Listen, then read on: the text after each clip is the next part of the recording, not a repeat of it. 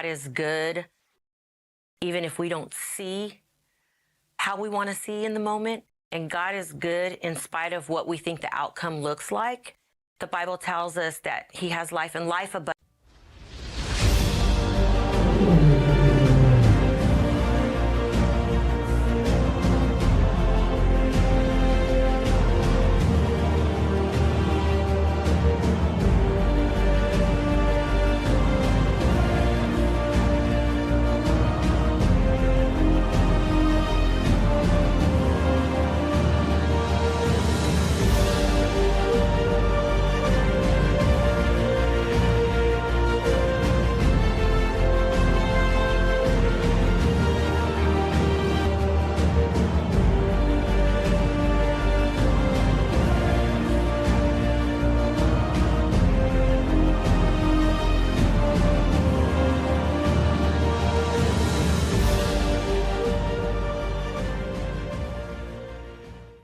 And Eswatini remains a kingdom that is very allowing for people to dare to dream and to accomplish the dreams and desires they have for their lives.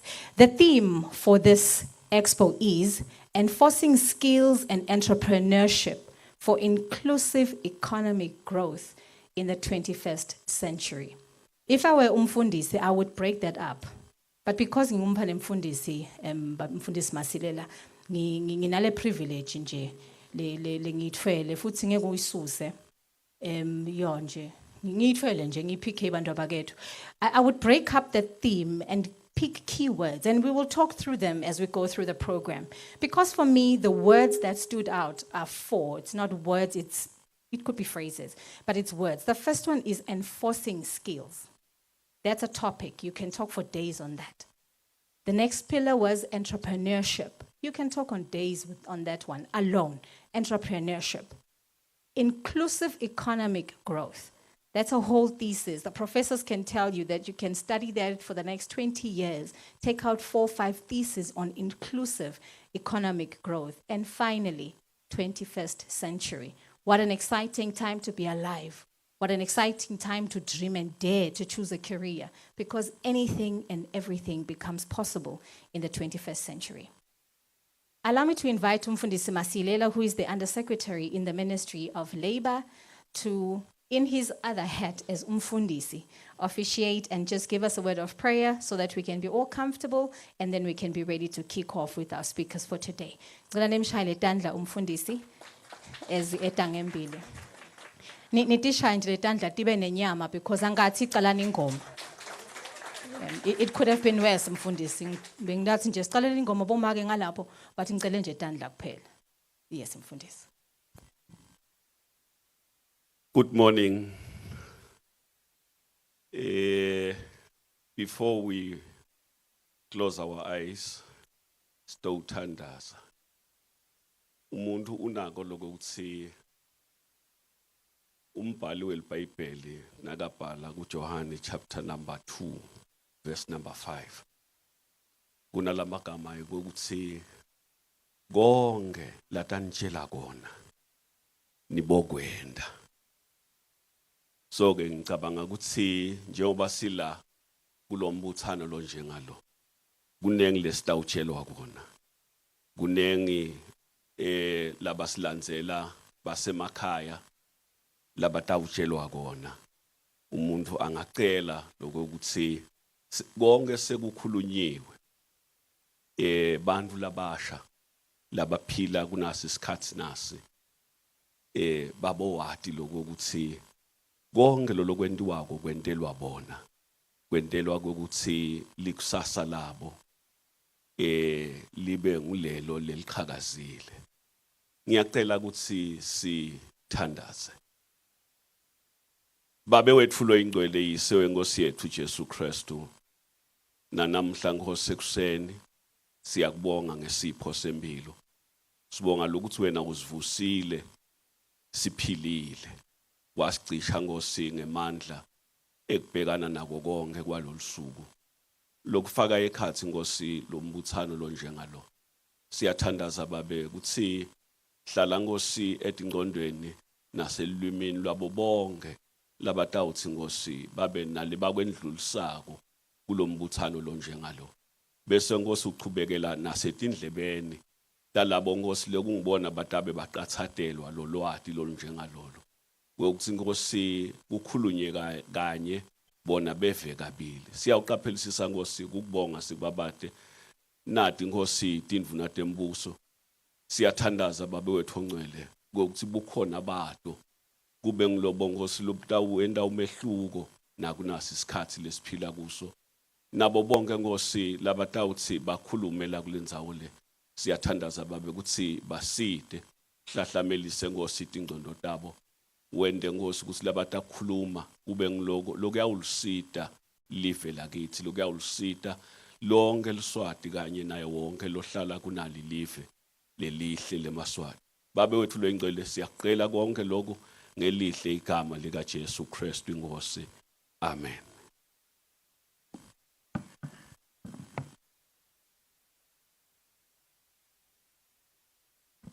Siyabonga kakhulu kumfundisi Masilela. Sesingakhululeka ke bandla. I think Magathandaza, you picked a few things. Ushito ukuthi sidelekto kwakha live. Utakhela wena uphinza wakhele bantfu bakho netitukulwane takho. So you are in the right space because sikhulumisa timvo letitokwakha. So ngakhululeka nje ubatshele ekhaya ukuthi ngitokwakha la. Basibitile sitokwakha likusasa la Eswatini. So as I mentioned, this is the launch of the National Careers Expo. And we are going by the hashtag Eswatini Career Expo. So we're in the presence of young people. So Nati sesi beyond 40. We then try and align ourselves bo PS to la trends la khona bo hashtag nje hashtag PS nje hashtag minister akudinge kuneke ukuchaze faka nje lo hashtag banikati batakutolika ukuthi uzama ukuthini. But we are hashtagging, guys. We're trying to make career opportunities and wanting to know more about what is available, fashionable to the young people. Don't just choose what is in front of you. What we are trying to say today is that there's information all over for you to tap into. So let's make the hashtag go viral. We already have young influencers. One of them is Crazy Historian. He's in the house. Crazy Historian, rise and let them see you. Yes, and it's not just the only one. Even the ministry itself has its own social media, Twitter handle, going by at Expo Eswatini. So follow them. We're trying to make sure that this goes viral. Young people know about it because it's not enough. Yes, you are here, but you really are not the only audience we want. We want the target audience that is out there, sitting in class, sitting in school, sitting at home, and trying to figure out what to do. So for joining, and we will make sure you spread what we're doing. We'll share everything. We shall give you links. We shall make sure that what we speak about today on your tips. As preparing to welcome our first speaker, I did say this pack. So I spoke about enforcing skills. So one of my favorite quotes is from an American bestseller, Robert Greene. I've read a bit of his work. Quite an interesting. He says about skills, the future belongs to those who learn more skills, but then find them in a creative way. So for me, the punchline is: how many skills do you have? Are you just holding on to one skill you walked out of university with? Have you add-on skills? And how are you putting them together creatively to make a way for what you want to achieve? Thought to speak to us and talk to us about the Expo is Director Bongiwe Dlamini. Bongiwe Dlamini is with the Ministry of Labor and the department that looks at national employment services and issues. And Dlamini, as she comes, to just give us an overview about why we're here this morning. Dlamini, mangekho ngihlala ngiready guys, ngai freestyle le ndvo ngikhuluma ngale nto. La ngihlala ngiready nje out of season. Magehlophe will handle it. Put your hands together for Magehlophe.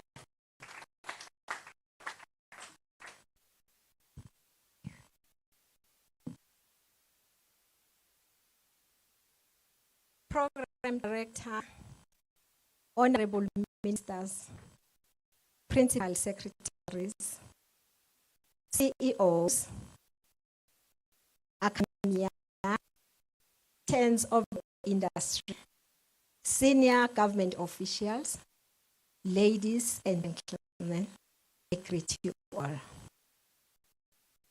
On behalf of Director, National Employment Services, I take time to give you a brief overview of why are we here. I'm saying it on behalf of my director. It's such a great honor to see you being part of this esteemed event.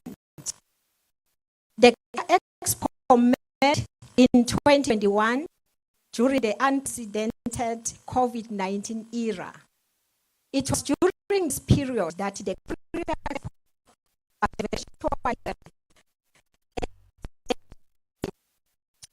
we are physically in all the 4 regions of Eswatini.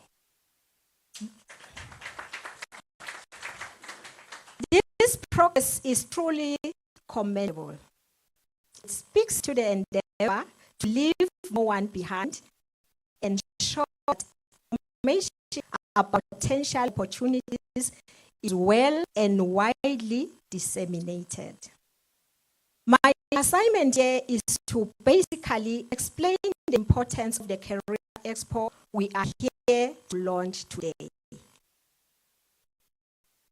The is stated a young population, hence we need to be intentional in our effort to empower the youth. This says theme, which is enforcing skills entrepreneurship for inclusive economic growth in the 20th century, is very much befitting and crucial in promoting skills self-sufficiency. Information sharing is where everything begins, where ideas persist and eventually come to fruition. It is such platforms that present that opportunity whereby the trailblazers who have done it impart to the youth how did it, and that indeed possible. The world is evolving, and what got us here may not what get us to where we want to be. Yesterday, you will agree with me that we encourage people to get jobs. Today, we are encouraging skills development and entrepreneurship to make a living and to create jobs.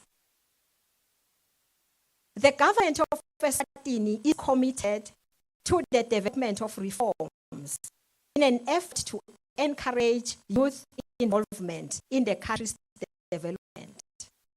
One of the initiatives is the National Skills Audit, with the objective to determine the country's skills base. The aforementioned study is key in ensuring that our policy reforms and strategies are responsive to the Eswatini landscape. The Career Expo will continue to be a huge success with its diversity in terms of the audience and the content. The Expo aims to enlighten and encourage young people to what they have, where they are to start, for them to see people with humble beginnings strive and make moves. The seminar to convey changes and opportunities in the industry. The best of work together is highly commendable and encouraged. Collaboration is crucial because it propels knowledge generation, fluidity, and use. Furthermore, it speaks to the resources and gives rise to key institutions in the national system of innovation, reinforcing each other. So working in silos doesn't help when we want to develop young people. I thank you.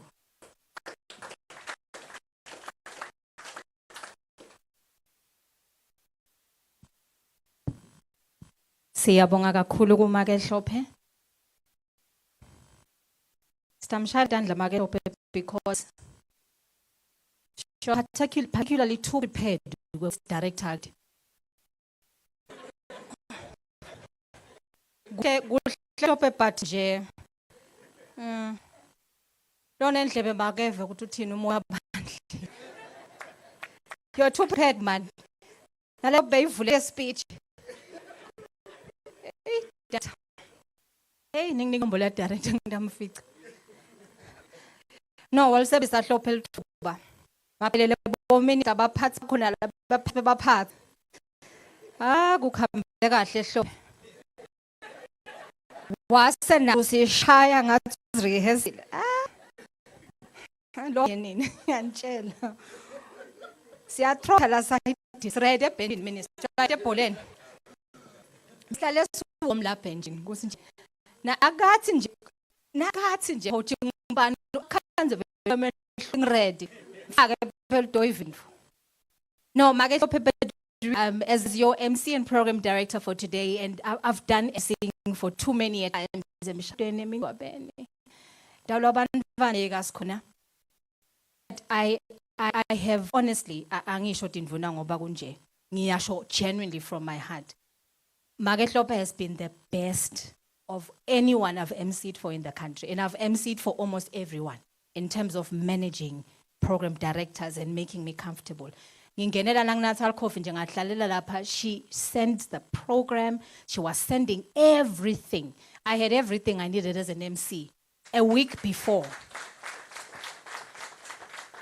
So for me that is excellence Makehlophe. Bengivele ngidakubonga embe kwabaphathi kwakho. Hayi ngoba ukhulumile nje bengidakubongela wena.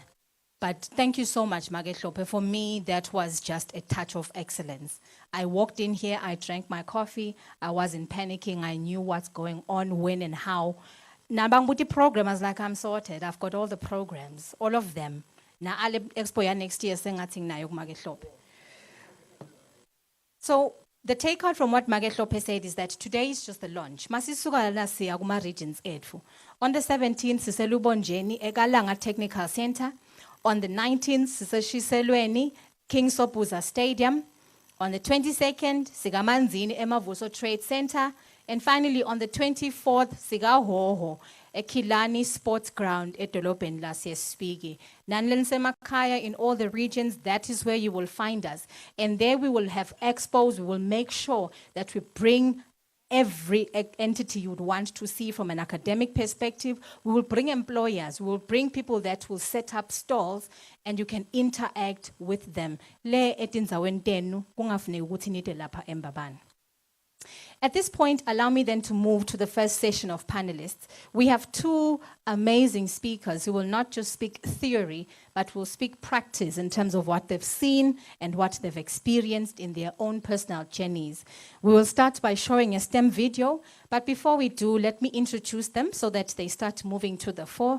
Our first speaker who will speak to the importance of STEM careers is Dr. Nosipiwo Zwane, who is with the University of Eswatini. She's a lecturer in the Faculty of Science and Engineering, herself in the Physics Department. Dr.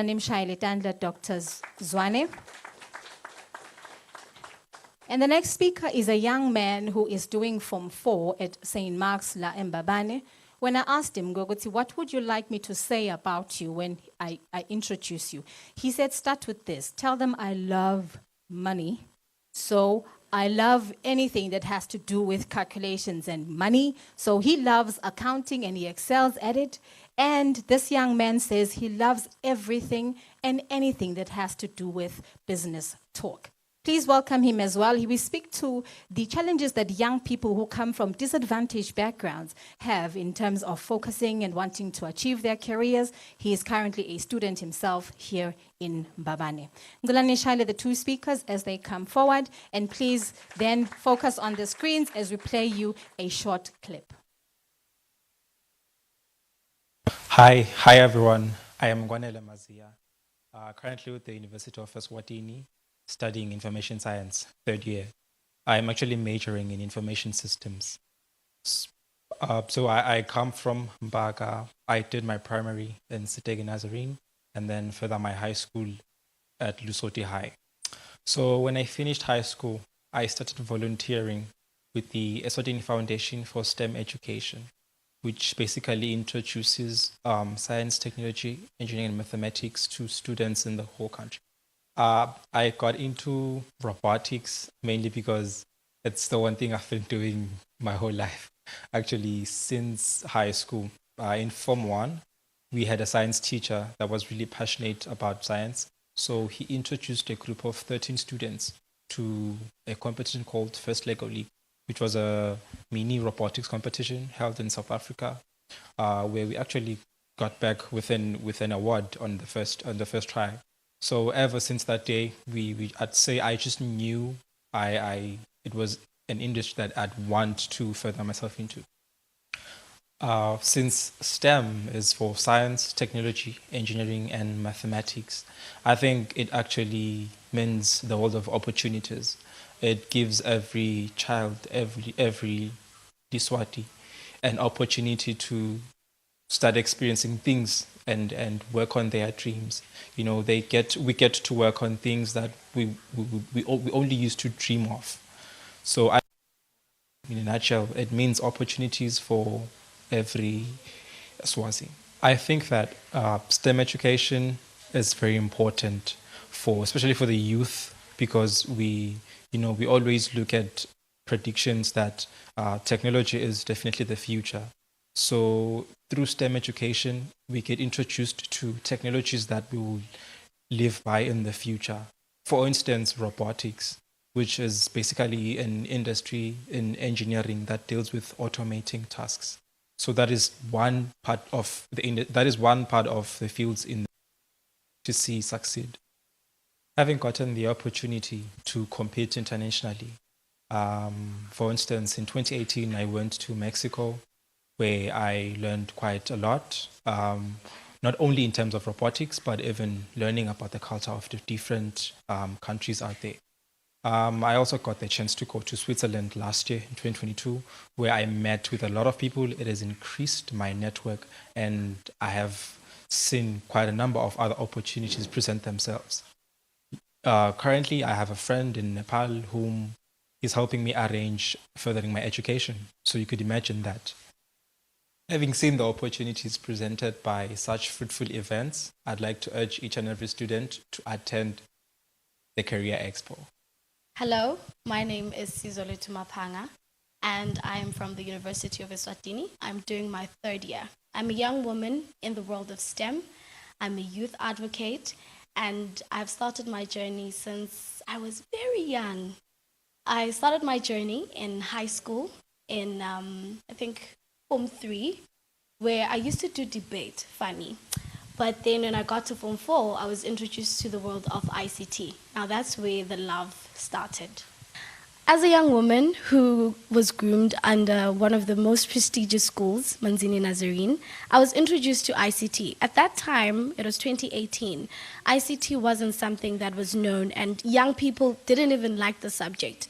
But as I was groomed under it, I fell in love with it. I fell in love with the game-changing of fourth industrial revolution, AI, and from there, I started entering into my journey through JA and also the UN under African Girls Coding Initiative. Now, those are the two initiatives that actually sparked the love, that showed me that I could do beyond and I can come up with brilliant ideas that can change the world.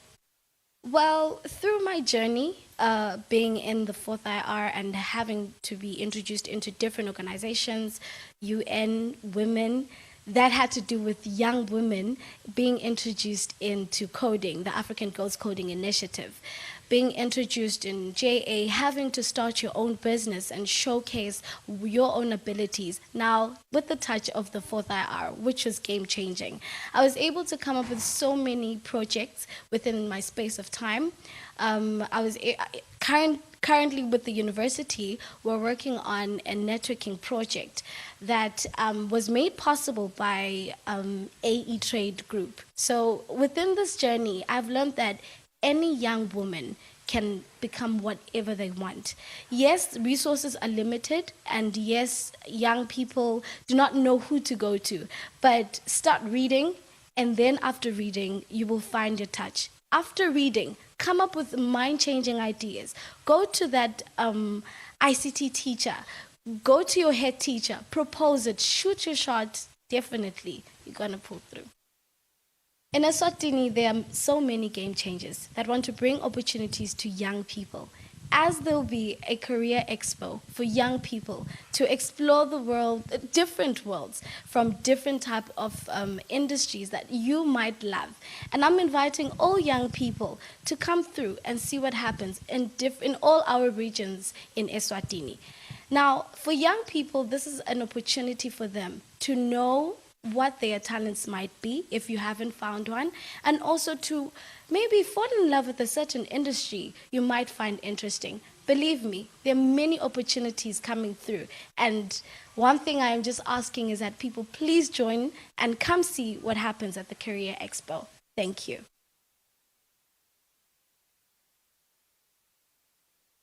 Please welcome Dr. Sebenzile, Dr. Zwane. Nosiphiwo Zwane, sorry, my doctor, for butchering your name, and Sizwe Mbanza.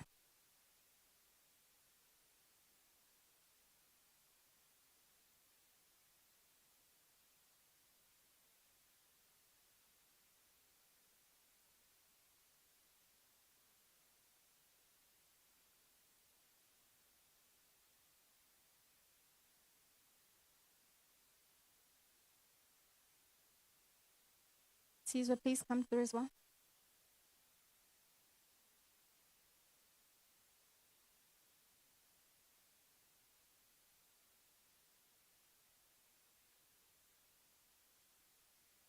So we are waiting for Dr. Zwane's slides and for our very tall cameraman and camera. Oh yes, that has happened. Ladies and gentlemen, Dr. Zwane.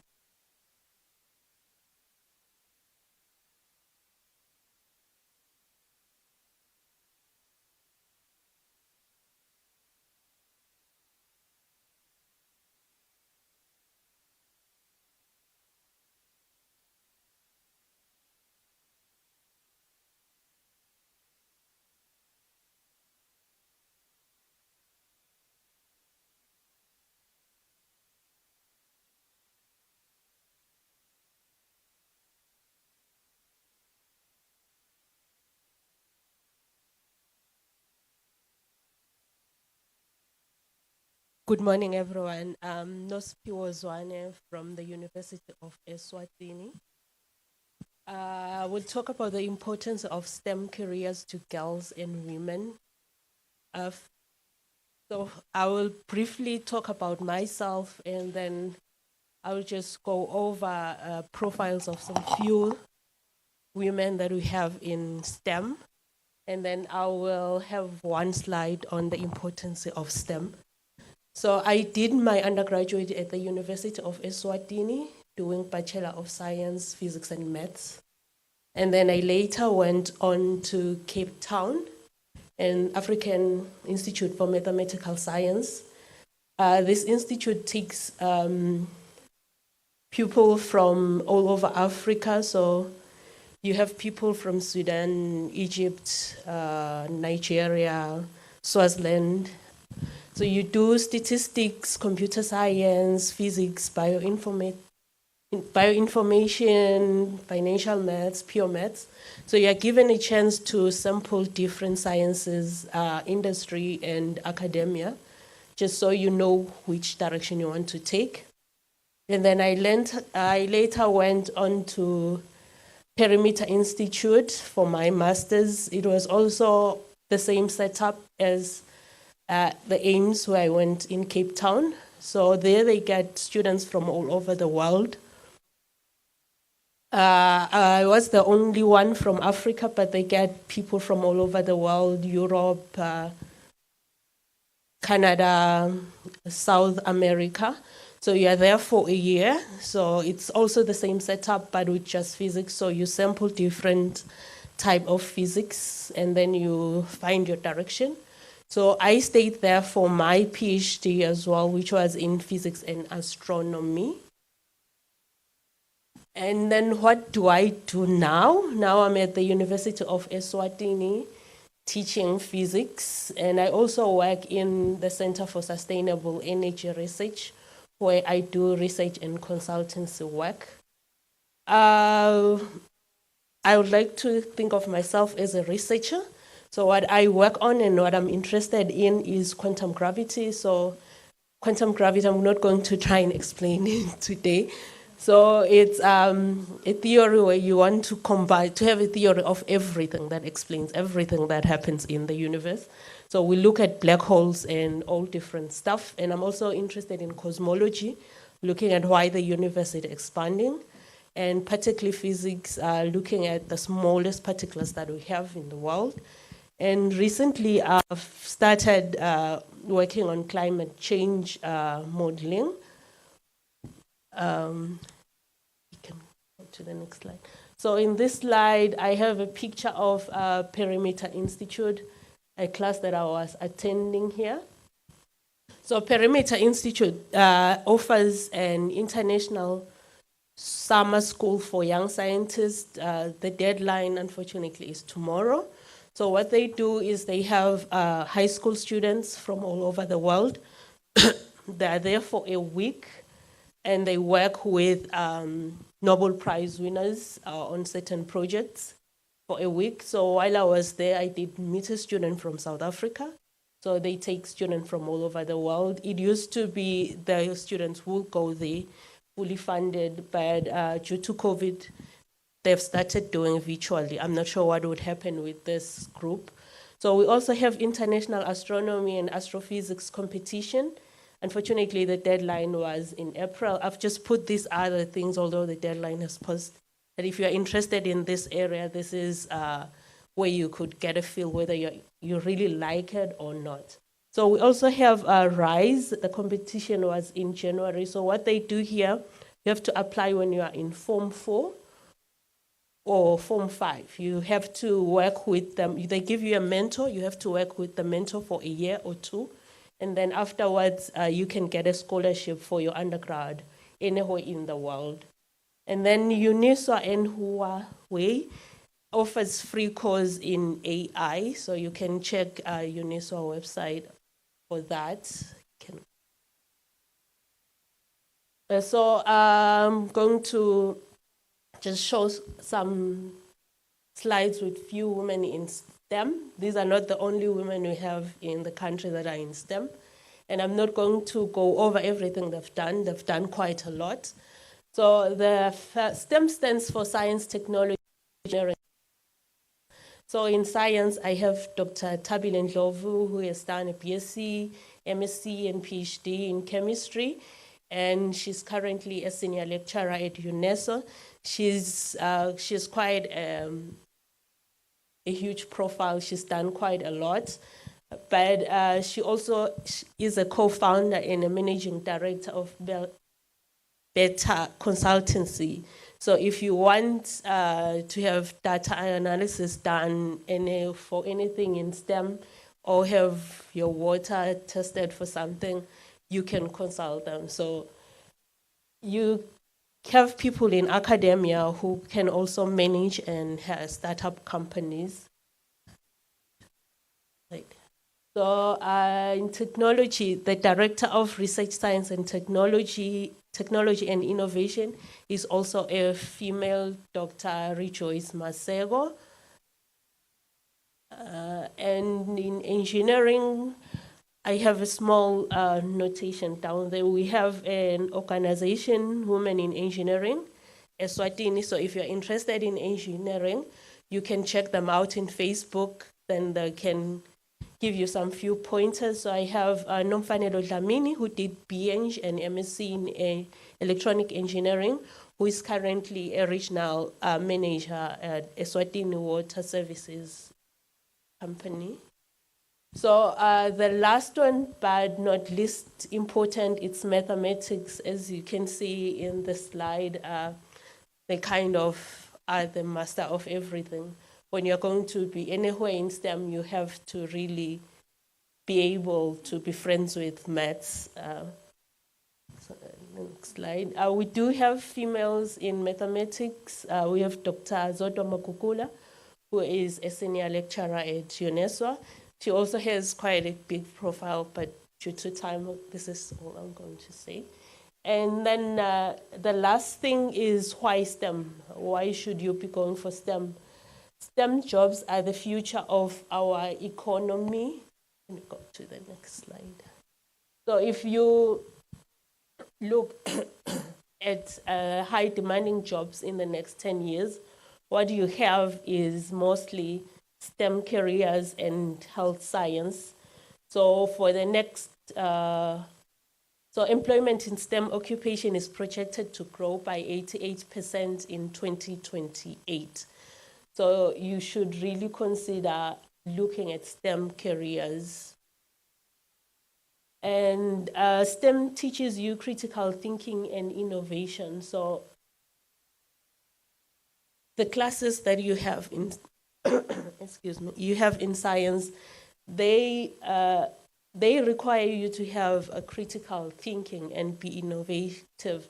So the questions we are going to give you as lecturers in a test, students usually complain they're not the same as the classwork or the things that you did in class.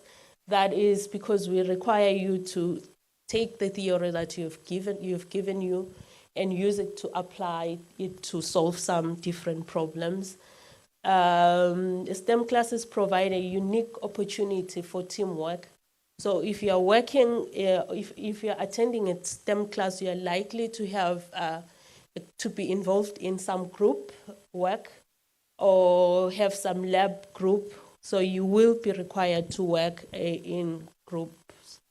Or if you are given a problem solving whatever using a code or write a code for something, you will be forced to work in a group, maybe do a certain section. So you will learn how to work with others, and they also build resilience.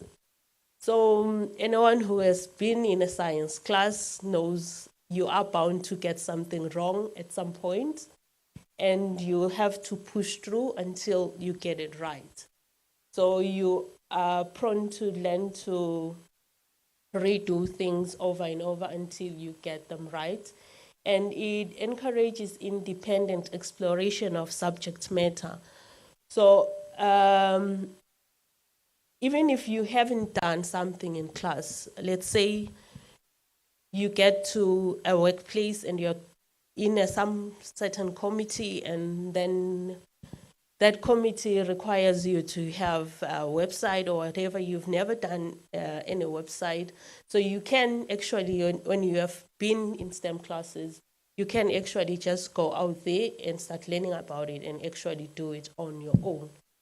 Recent events have also made technology skills more important. I don't think this one needs defending since we are from the COVID time. I think that is all I have for today. The last thing will be for you in a career. I think that this is important for in a career. You have to respect yourself, know who you are, what you want. If you're from a Christian background, know what works for you, and don't get yourself involved in things that will shatter your growth. And then you have to set your goals and just go for that. You might not right away be able to go for the end, to go straight for your goals. You might have to change the path in which you reach your goal, but always keep in mind what your goal is. And lastly, maths is your friend. Thank you very much, Dr. Zwane, and thank you for introducing us to our new friend, maths. At this point, can I hand over to this young man who says he loves money? Over to you.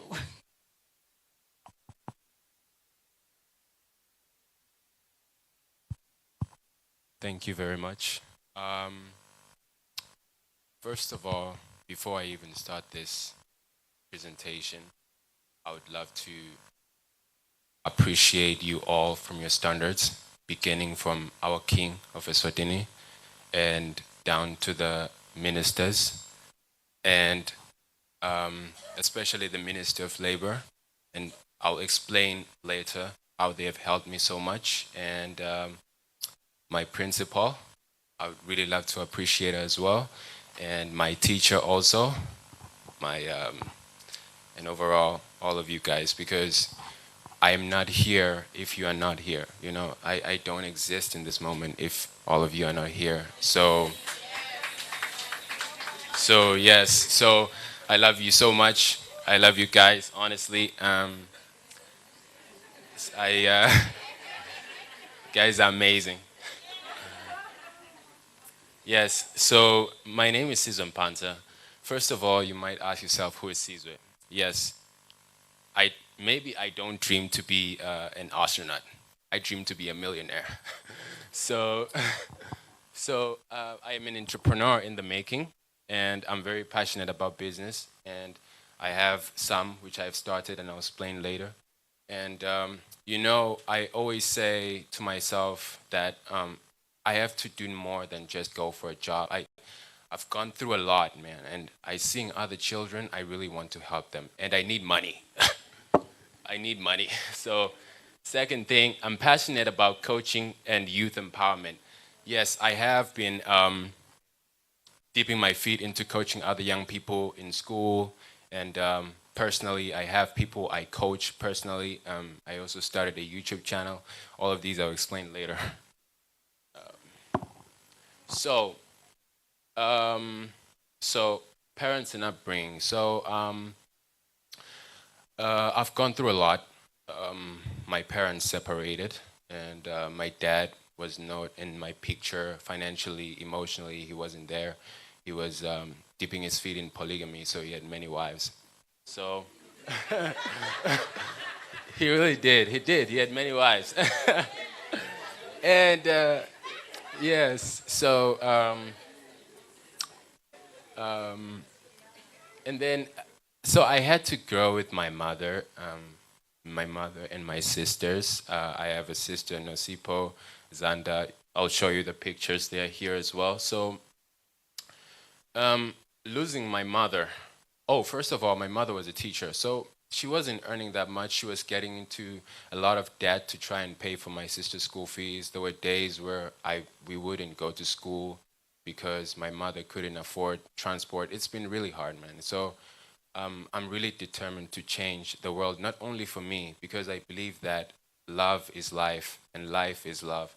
Without these things, we can't exist. I want to live for other people, you know.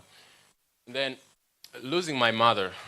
So, you know, I realized that life are the fundamentals of existence. You know, praying for life is something that you do naturally. But then praying for death actually needs you to have a certain level of being brave and awareness, you know. So 2022, I never thought I would master the bravery of praying for death. While I watched my cancer sucking the life out of my mother, man, that was crazy. So I had to, it was really hard seeing her being here through the pain, and so I lost her 2022, early 2022. So she was the only breadwinner. And then I also have my family members, my sisters. I have Nosi Pompanza, she's in the USA. She went through Waterford. And I have my sister Zanda, she's a bit younger. And oh, I also have another one who's much older. She's unemployed though. So those are the people who try to accumulate money, especially my sister in the USA, accumulating money to pay for my school fees in a part-time job. And then this led me to go to an orphanage. So that's where, at the orphanage was where my dream began, to change other people. When I saw the people, I thought I was the only one going through something. And then seeing other children, I knew that there are people there who really need help. And I know that I cannot do it when I'm just a doctor. I want to reach out to them. When you are rich, you have that power to reach out to them. I want to die, and when I die, I want my money to go to charities. I want to help these children. Next slide, thank you. So this is my old sister, that's me, handsome guy. Then, then those are my two sisters, and then that's Nosipo. Yes, thank you.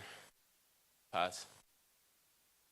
Yes, so coming to the Ministry of Labor. So the Ministry of Labor came to our school and gave us aptitude tests. So these tests helped me realize who I was, especially when it comes to speaking. So I'm a good, very good speaker. And yes, I am.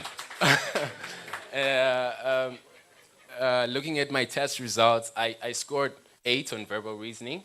I'm good at talking, yeah. And then secondly was scholastic aptitude, verbal reasoning and numeric reason. And I love learning because, you know, let's say you get $1 million.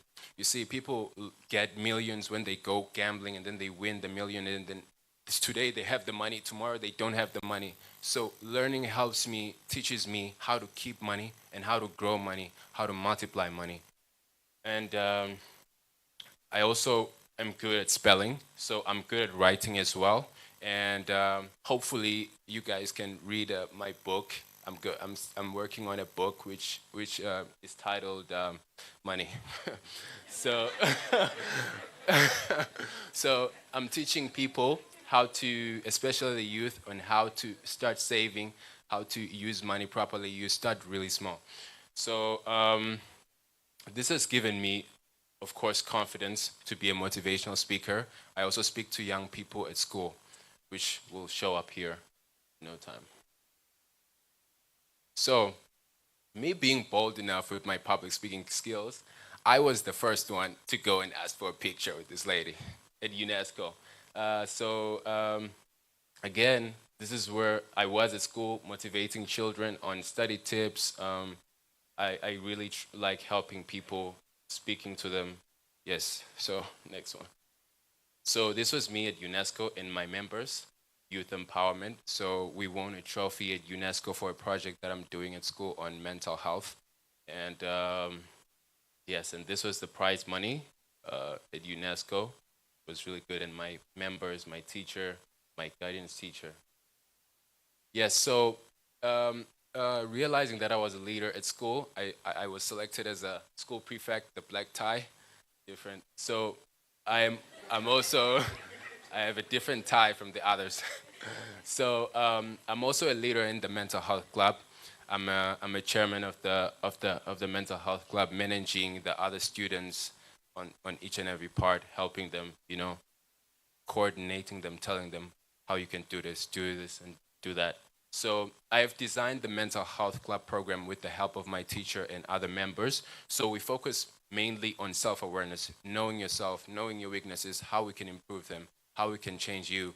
And then we also work with coping skills, especially through examination times. You know that in life you're going to fail. How do you pick yourself up? How do you get up from the ground and start working again? And then we focus on entrepreneurship, where we teach students on basic knowledge, like basic tips on how to be a better leader, because it's not only about making money, it's about being a better leader for people, showing them how.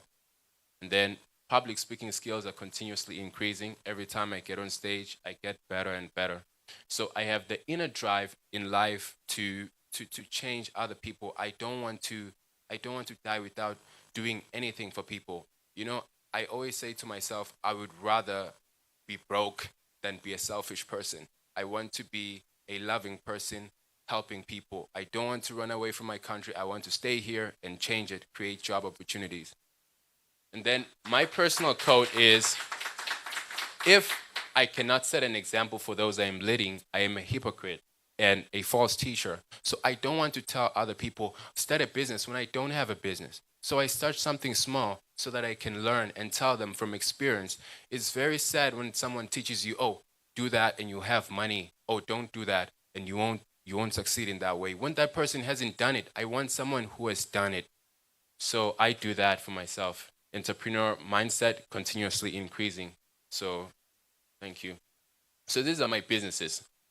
So at home, in Bunya, at my Gogo's place, I bought a PlayStation with my savings, and I have a mini TV as well. So I have my young brother in my young cousin who usually stays there and manages it when I'm not there. Usually on weekends, children come and play, and they pay money for it. And I am also coaching a young active entrepreneur on selling, teaching her how to sell and make better sales. I've been reading books on Robert Kiyosaki, selling, you know. And at home, where I stay right now, we also have a backyard garden. So I'm continuously planting. And then we have families goat farming. So that's where I learn about farming, because farming is also important. I put it as a priority in my business. And then families dairy. So at home, they milk cows and sell milk. So thank you very much. I think that's it. Thank you. Hello. Oh, my. Can I officially stop being the MC and hand over to you? I think let's agree, Minister Labour, I'm not coming back next year. I think officially let's hand over the mic. But on a serious note, it's time. Let's give young people the opportunity, because I think when you see him and you listen to him, and when he started, you're really a talented young man.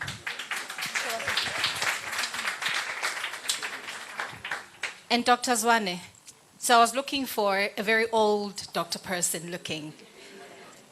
Wow, it is lovely to see young female doctors in the profession you are in.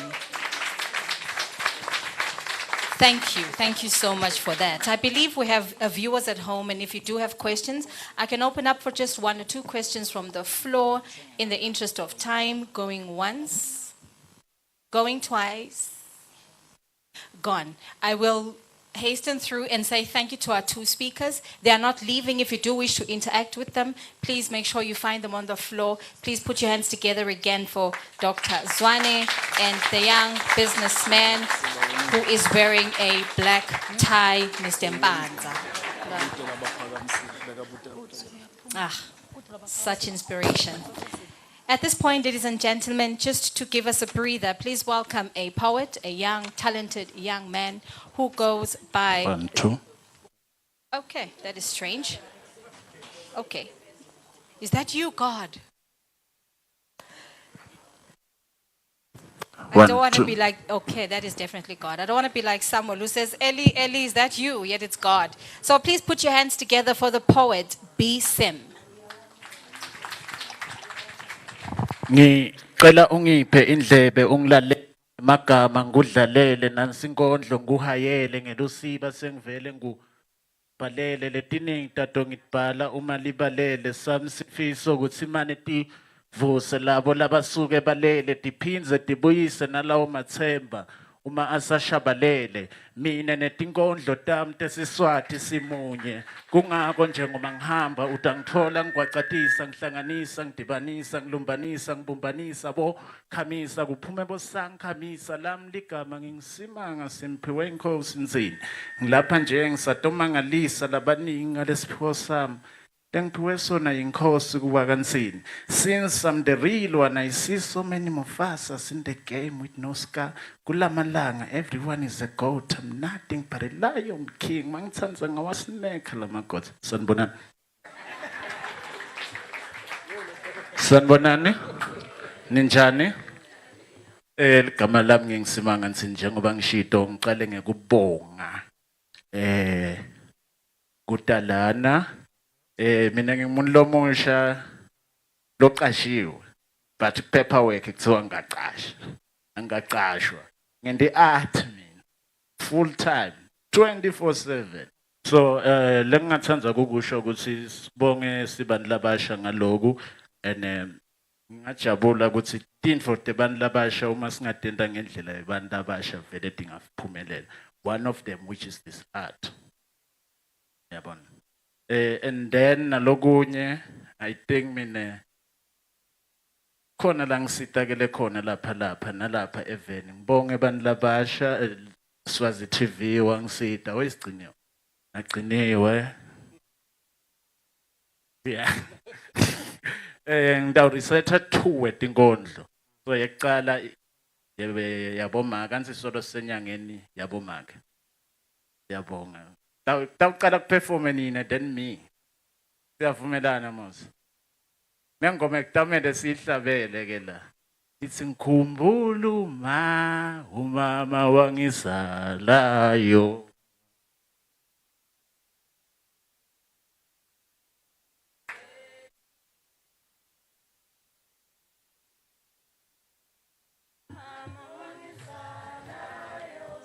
yelele mama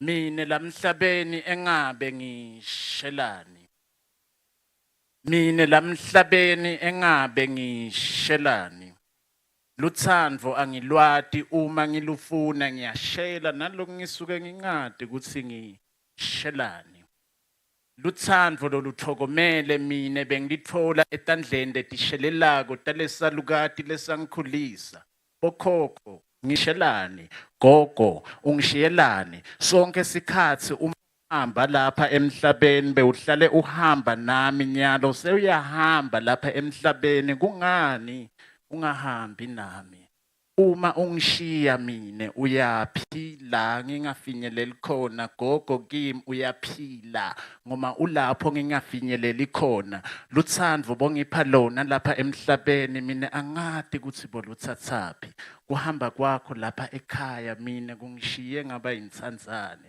kuleli khaya longishiye kilo mina angati nekuthi gogo salaphi masuku ngisalaphi kuleti tinsuku bunkondlo ngifile angisalaphi kuleti tinsuku gogo salaphi masuku eqala ke leyo lena yesibili ke bekhona lekhona but nje gciniwe is in the house ngibonga kakhulu mbaba sengangicocela story kusikwendekani so kune hlelo lelikhona kaSwazi TV Dandla Nenkondlo I hope litawutfole mafantas namhlanje Dandla Nenkondlo and then so bengishootha kilo and then bayifaka le show yami wayibona gcine wangiposta wasafunana lokahle saze sathulana you know so neyo ke lenkondlo nyalo so ngibonga kakhulu ngaloko yeah qabanga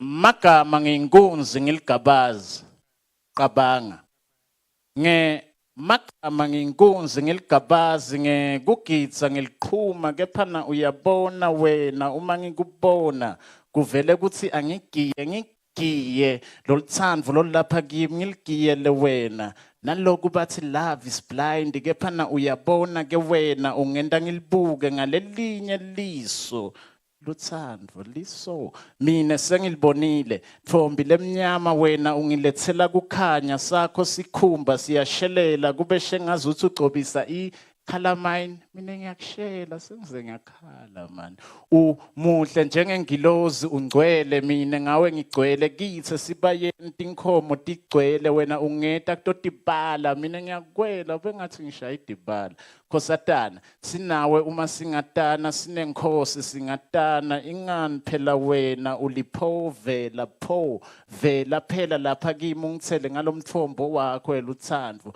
kona ngiyadada ukuthi ngisishimane shimane kube phela wena ungewami mfane bantfu mina ngiyakutsandza angipho siyisi sengicela ukuthi umane ungivela phela uyabona kule yami inhlitiyo wena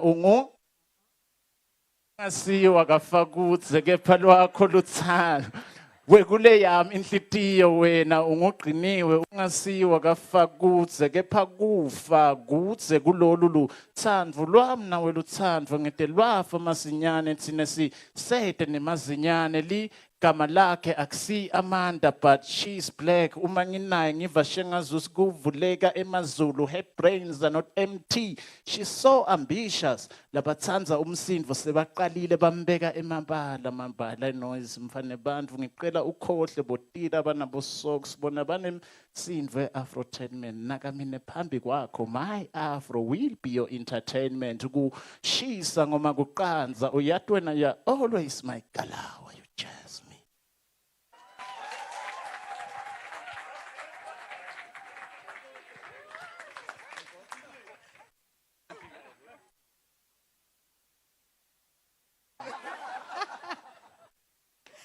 Hi, good PS. What a talented young man. In fact, labambona Eswatini TV found me and called me. Bangteka samufuna. Samfuna zaza samthola bandla. Because such talent just needs you to nurture it. And I think it was then just soaring for him. So, Bisim, thank you so much. Continue, young man, to dazzle them. Uti PS. Ndawe lana ngisho ukuthi you deserve inkotha. Angiyathi uthini inkotha PS ngimncane. Ncane PS. Ladies and gentlemen, in the protocol, I think I did mention that we have 3 ministers present. Because magehlophe magenda he introduction, Ushido wati inzaba ye career and development of skills in the kingdom and nurturing the young mind. Inzaba yethu sonke, there is no silo when you talk about that. So the host minister is Mr. Buthelezi, but we will start with the Minister for Education, who in this gathering is represented by the Minister for Public Service, Umhlonishwa Mabulala Masego. He will speak on behalf of the Ministry of Education and Training. But to welcome him, ngicela nishayele tandla the Undersecretary in the Ministry, Babelungelo Nhlengetwa, who will introduce our Honorable Minister.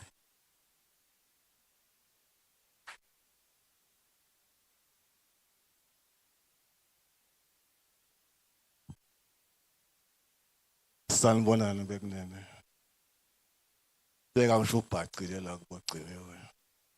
Alomngane wakhe. Angiyathi ngihotha ngoba ngimncane.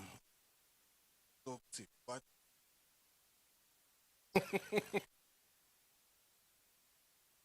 Honorable ministers present here today, all protocol observed. As rightfully stated, I am Lungelo Nhlengetwa, the Undersecretary, Schools Manager, Training. Mine is a short, brief assignment. Minister acting for Minister for Education. Please note that the Minister of Education is Lady Howard Mabuza, who is on other national assignments today. So she is represented by Mabulala Masego, a former head teacher, So he is quite good. It's fitting well in the ministry because he's worked there for quite some time. Holds a Bachelor of Education from UNESCO after William Pitcher doing diploma. Then, while still doing his teaching work, he then decided to go and see what he can do in Parliament. So the people of Mapalaleni in Kundla voted for him into Parliament. That is where, in the second term of his tenure in office, His Majesty the King saw it fit to make him Minister for Public Service. Your Highness, please.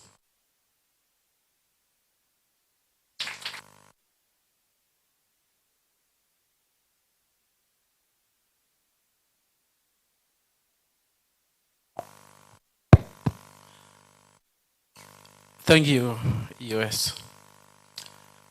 Program Director, Miss Gciniwe Fagutse, Umphotholozi.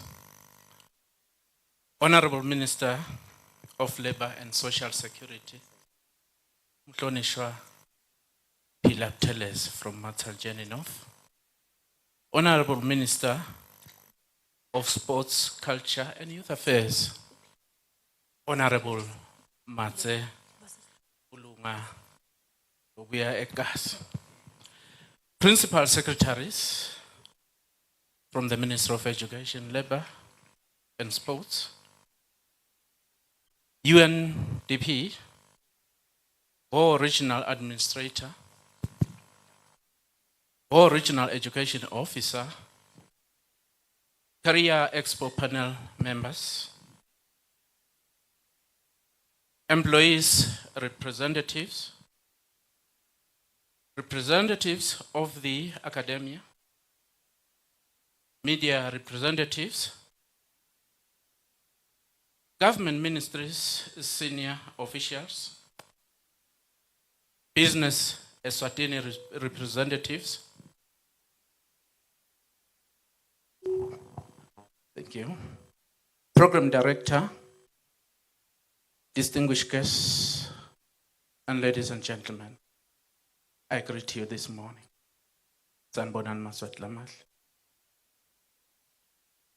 Bovama kung sharatan, lima palen bavama kung shalatong yatsangs. Ngvile labanyan ba shalan sang shalingan. It is a profound honor and privilege to be part of the launch of such a prestigious event, the National Career Expo of the Kingdom of Eswatini. An event which is an outcome of the collaboration between the Ministry of Education and Training, Ministry of Labor and Social Security, and the Ministry of Sports, Culture, and Youth Affairs. This event is a testament to the fact that we have all learned how divisive and counterproductive silo mentality is. Hence, government sectors and development partners now all value the collaborations.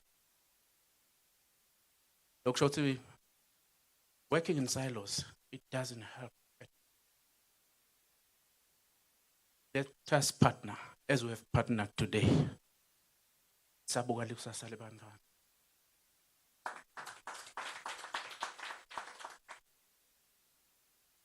Let us prepare the youth for the future. Singathi nje silapha bantwana babesolo bafundza na bese kufundza itolo. It's no longer relevant to the environment. Sifuna bantwana labane new skills. Labasoma business who can fit in the environment. Things have changed, so we need to change as well. Ngiloko lesithi silitiko laka education and training asikhuthate lamuhla. Lokubita kuthi sikwende lamuhla has changed differently. Akusafana naloku kwayitolo kuchinje nje 100%. So we are better ngokuthi let us sharpen the youth to fit in the environment we are living in at the present moment. The Minister of Education and Training is pleased to collaborate with sister sectors and to be part of this year's National Career Expo and today's launch, which affords our children the opportunity to a platform for dialogue where critical information from different academic and TVET institutions is shared in one platform. It is indeed true that information is power. Without information, you are. Without information, where to go to, and where are you heading to? Information. So it is power. So it is within our mandate as the Minister of Education, ubenda bantwana babe fit for purpose. This platform came at a pivotal time where our country paves every possible way to unleash a generation unlimited. Young people should indeed be at the center of our development, so we can seamlessly pass on the baton to them. Because without a youth at the center stage, kusho ukuthi kude ingqubekela phambili yalelive. Bekeni bantwana esente singababeke emaceleni siyahamba thina kulo mhlaba lo. Lelive leli sidalishiya kulabantwana. Akubonge ibola abatawuthatha le baton. Bawunika igeneration lenye ledaba. Nayo yende kanjalo. Lokho ke kuyenda ukuthi live lichubekele phambili likhone nokuthi lidevelop njengamavela amanye. When you fly to countries in Europe, Asia, and in the West, uyabona lokho ukuthi lawo mave lawo asadevelop massively. Akuzange kuba ngumlingo. It is because they invested youth. I-youth bayibeka yaba ku-center stage. Konke kwaphakelwa i-youth. Yaba empowered and yakhona ku-driver ele economy yalive neku-driver inhlalakahle yalelo live ngokuthi agcine kungemave lasembili impela njengoba siwabona. For young people not only understand their needs better than any of us can, but they will be left here when many go to the other side. Ours is therefore to create an enabling environment to nurture their growth in all the crucial directions so they can become everything they were created to be. Ngamnika umntwana langazange anikwa kona umdali wakhe. Create we. Kulona sofuna ukumenta abe ngithishela abe ngidokotela. Azange umdali amdalela lokho. Kepha ke akube nema initiatives. Latawenda kokuthi lo mntwana adiscover khona la. Who I am. What am I capable to do? Hayi kokuthi sibabhockleneke bantwana. So kuyabita ke litiko la education ngokuthi nembala. Let us widen the curriculum. Abe skills based. Ibuke ukuthi lo mntwana ngikuphi lapho uNkulunkulu ampha khona. Lo mntwana wampha uhlabela. Wena uthi akawuba mechanical lo mntwana. Akazange kuba likhono lelise enhlitweni yakhe lisengqondweni yakhe, and therefore will falter along the way. Ngokuthi so utawuthi khanza enter into langasiyo athi khanza sayi misfit. Hence we need to empower the youth and spend ngokuthi babone their skills. This is now an imperative as government has realized the mistake that it initially made, which wrongly channeled learners to an academic oriented education. Hambe yofunda yofaka tie. Hambe yosebenza. Ube ngi-accountant, ube ngi-teacher. As a minister, lapha public service, banengi bantwana labeta bato ucela umsebenzi, but they are misfits. Abakhona ukufita service. Bokuthi lokho labakufundzela it's irrelevant.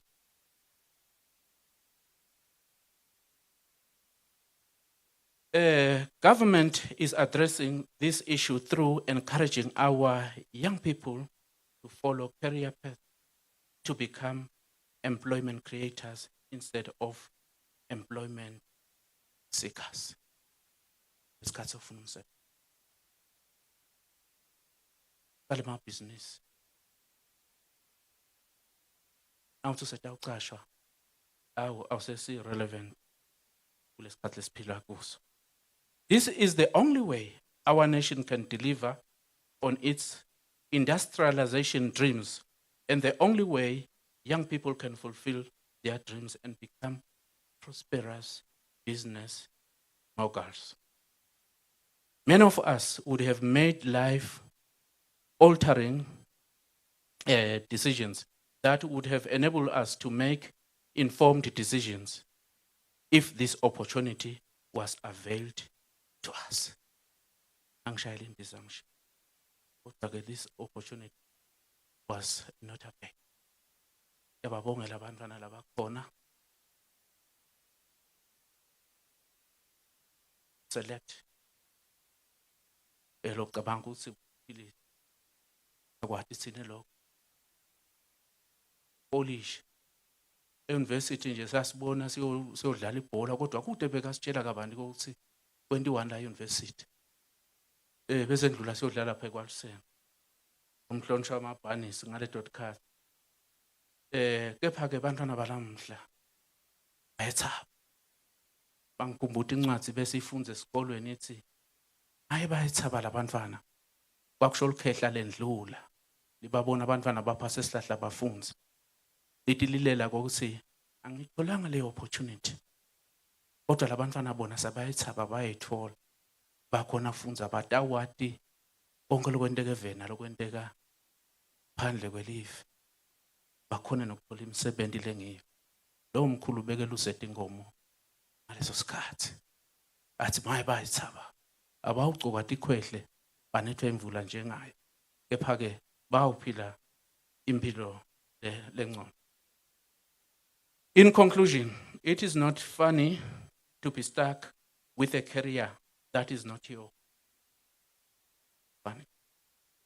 Regret onke lamalanga. Ubabona baphuma labanye bajabulile. Wena nakusa you are angry.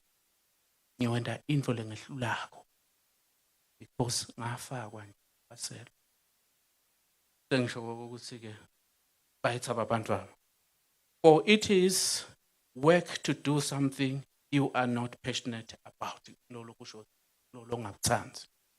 Siltiko ke la ka education and training. Sithokoza kakhulu ekutheni sibe nani kulesi. Lapho khona sakhala ikusasa lebantu. Siyabonga Minister Labor nelitiko lakho. Minister Sports nelitiko lakho. Ekutheni youth asibambeni ngetandla totimbili. Ekutheni youth ayingasisoli kulesikwendako thina lokungeke kubasite bona. Lesicabanga ukuthi thina kutabasita. Sithi ke siyakubonga lokho utawu reduce unemployment rate in the country. Njengoba sathi ukuthi youth learning is unemployed. Kunema graduates from the higher institutions basemakhaya basetihlahla labanye basetipotini kude umsebenzi. It's because the education channeled them kokuthi bahambe babe ma job seekers. Sengisho ukuthi ke uhulumende wengonyama utawulala nebuthongo nakeva kokuthi lamhla besihlangene sibuka lenye indlela lengaphilisa abantwana bethu babe nelukusasa elihle. Labantwana bawusibonga kusasa. Kulukhuni kona kokuthi hey salungena na kunanga ama courses lamasha bebawaveta lapha. Ngena nababo IT. Ngena wente bo engineering. Uyoenda nalawo makhozi lokucabanga ukuthi angaphilisa. Ngithi ke labo bantwana labo bantwana ke labata ufitha kule environment. So uhulumende wengonyama utabonga kakhulu. Nawe emakhosi ayabonga la khona ekutheni amaswati asathathe i-direction lengiyo. Thank you so much. Siyabonga.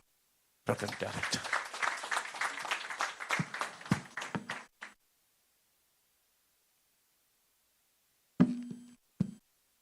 Siyabonga kakhulu to the Honorable Minister. Siyabonga kakhulu Wangamane. when the Undersecretary spoke that you are the most relevant person by both your personal calling and profession. But naloko ukuthi nje indvuna yetemfundo icele wena minister, thank you. I think it's heartwarming sitting around the room. In my heydays, I think a few years ago, I was serving in a board, Yaga Junior Achievement. And I think one of the things that the JA and all other initiatives like that was preoccupied with, how do we influence change in the curriculum? How do we bring in the skills-based type of approach? Siyabonga kakhulu Ndvuna. Usibongele nasendvuneni kwekuthi nembala, he asked a relevant minister to represent her. Please put your hands together for the Honorable Minister Mabulala Maseko. At this point, we shall move to the next set of speakers, two panelists that will speak to a topic, entrepreneurship. It's a very interesting topic, very, very topical one as well. But the young Mbanza said, I don't want to speak about something that I am not. So he says he wants to speak about the beauty of entrepreneurship because he himself is an entrepreneur. But yes, the next two speakers will speak to that topic. One of my famous American consultants, Peter Drucker, says the best way to predict the future, stop dreaming of a future where, but create the future that you want to see. For these, first speaker has done that for himself. He will speak to the topic, being dirty does not mean you are broke. When you see umuntu afake overall ingcolile uthi ubuka tingalo timnyama, it becomes instinctive for you to think it's a shame. They possibly have more net worth than you. Just because they are dirty, it does not mean they are, possibly means they are hustlers. He will speak to that topic. Zina Dlamini is a Comesa Youth Advisory Panel member. He's a businessman himself, a co-founder and the managing director of Smiling Through Investment. His portfolio is very huge, but when you listen to him, you shall get more from him about the work he is personally doing as well, encouraging young people to do business as an agripreneur himself. The other speaker that will come to the fore is a young man whose face has become synonymous with business, mentorship, and excellence as a young person. Nati Gule is a registered freelancer himself. He's an expert in public relations. When I met him at the channel Eswatini. When I also came back from Wits University and I was looking for a job, our paths met at that point. And it is shocking, Nati, that the creative work you left at Eswatini, Eswatini TV, I'm not Eswatini TV, Channel Swazi, is still the same that they're using even today. I watched their news recently and I was like, Nalibigala Nati. So Nati created that, I think, a long, long time ago, but it remains relevant and still it catches the eye. So the next two speakers, Ngilani Bamungele Ngetandla, Zina Dlamini and Nati Gule.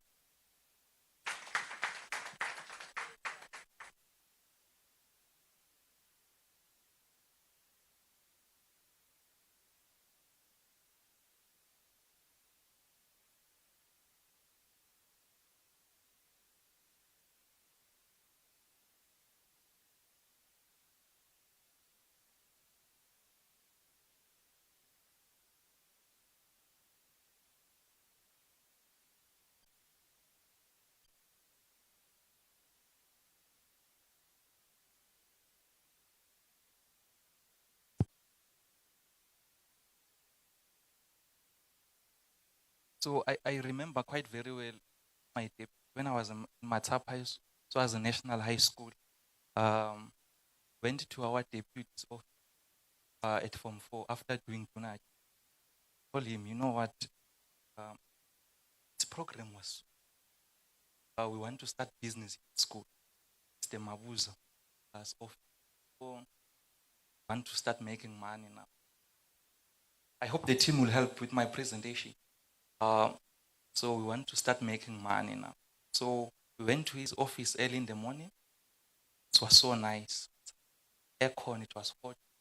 It was winter during the time. So he told us, it's a good idea. You want to be entrepreneur? Let's finish your school first. Great entrepreneurs who are educated. So it was a very good advice. We were so sad. Sasichubeke sifunze. Asichubeke sifunze. Sifuna kwakhe. So, but it was a very good advice ukuthi study and entrepreneurship planning. So when we got to the university, we started smiling through investment. And it was history. So today I will share a story. My name is Tina Dlamini, like they have said.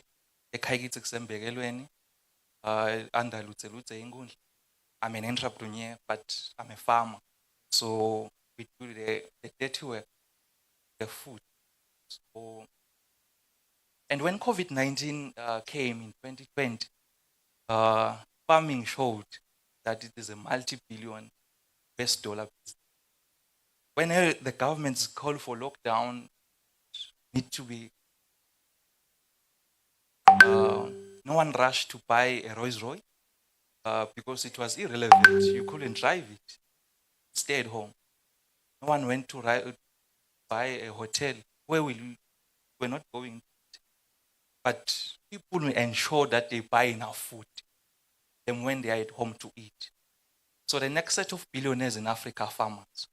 Allow me to walk with you the chain of smiling through. I can't see my logo. I don't know what happened here, but let's continue.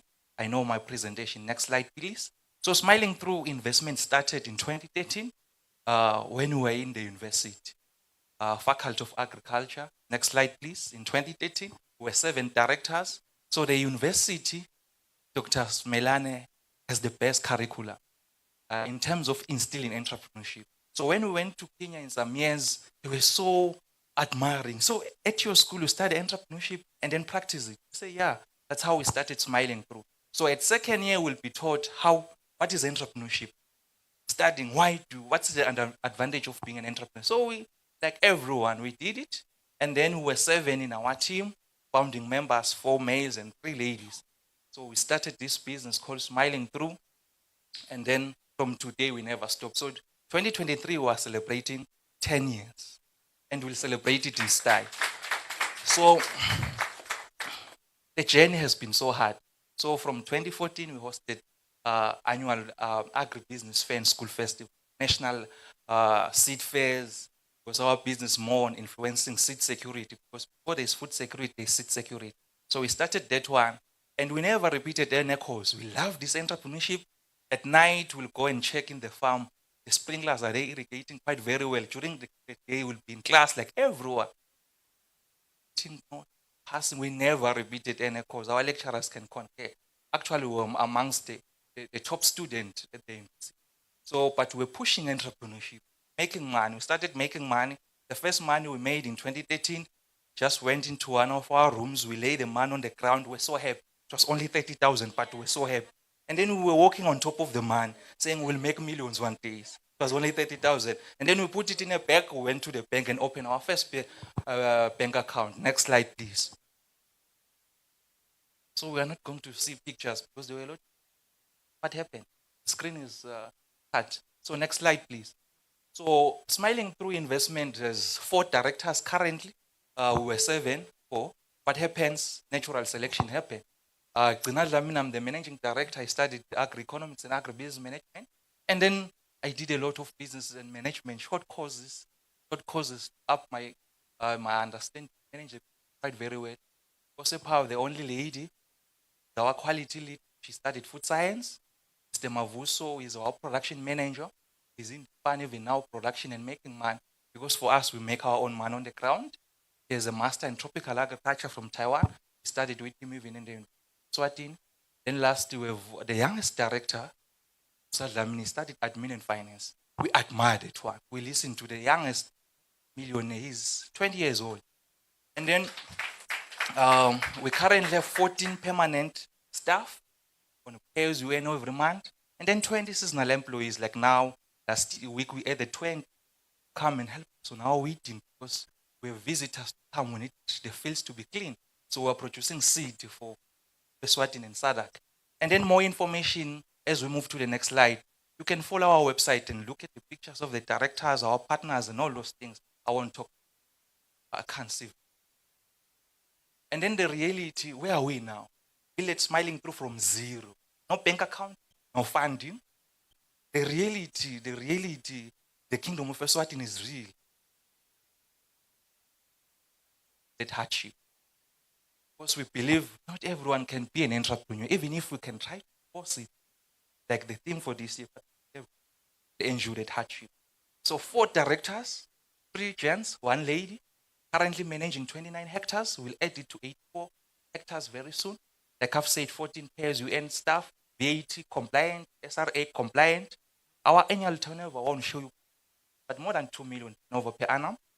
RSTP, UNDP, IDCE, UNDP gave us like 105,000 as a grant. We took that grant and say, okay, it's not enough one that we want. We want 500,000. We went to IDCE and we say, they've given this 135,000. This is our plan. Can you add? Add that. So our money went up through that blended finance model. Then we are known as bean boys. There's no smiling through without beans. So beans is the anchor of our business because you need to be known. What are you known for?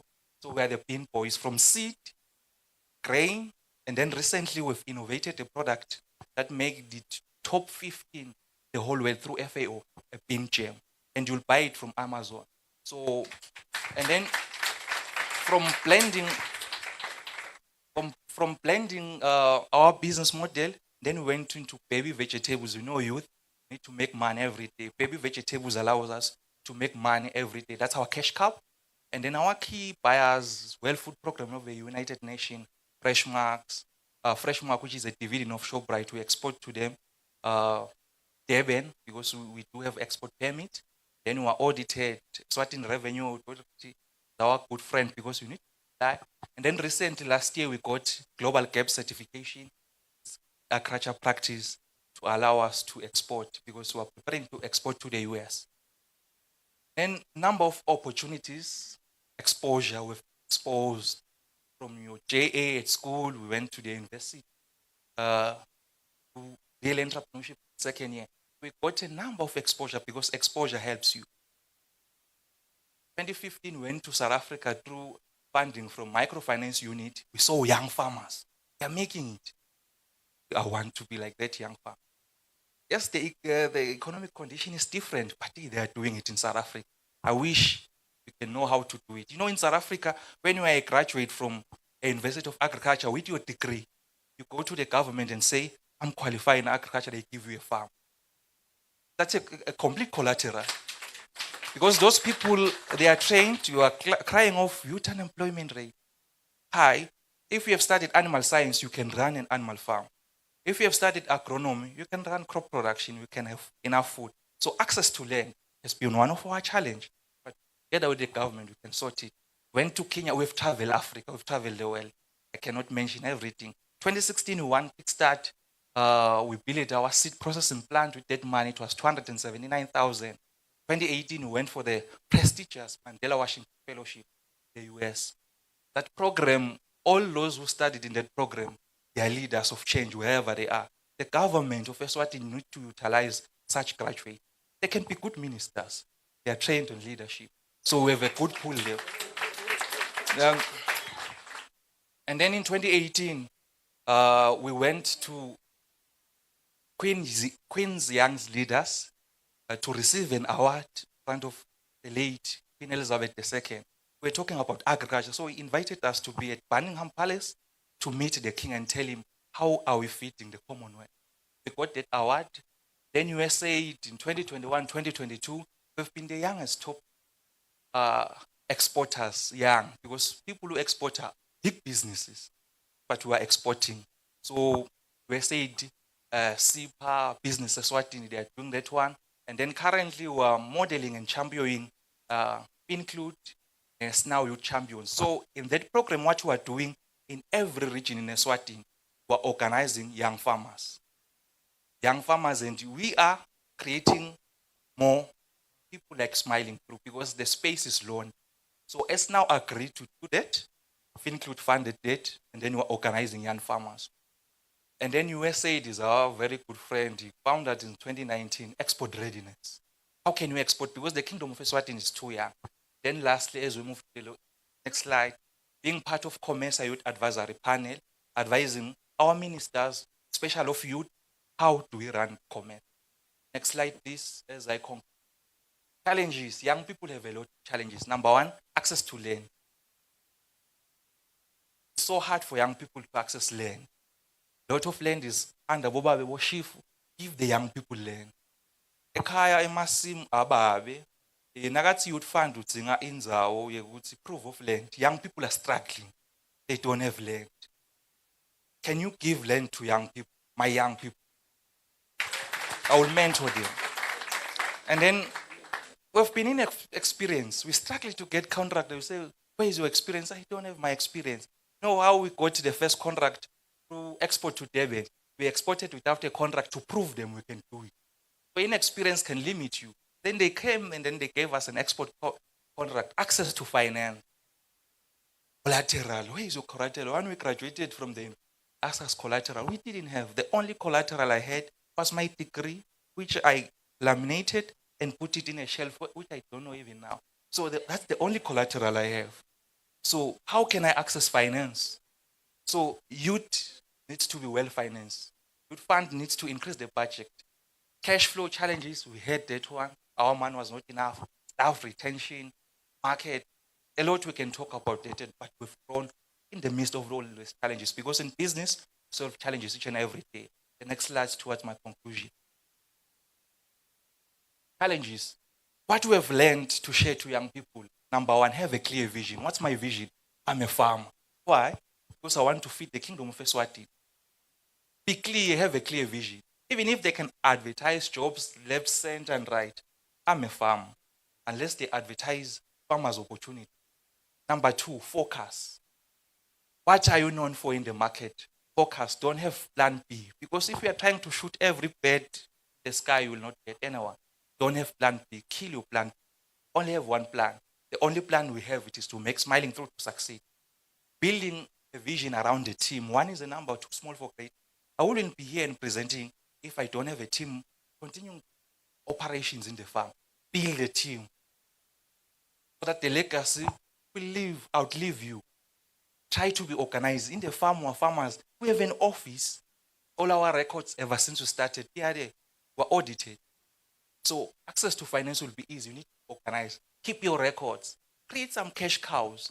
Cash cows, something that you'll make every day to create money. Cash cows in business, because sometimes your crop will be growing in the farm for 3 months, no money. Never expect any help from anyone. Young people, no help. You are on your own. The earlier you recognize that, the better. Never expect any help from anyone. Knowledge, learn as fast as possible in the industry you are in, the value chain you are in, or that business, so that you are in top of your game. Last slide. Young people are given small. Next slide, please.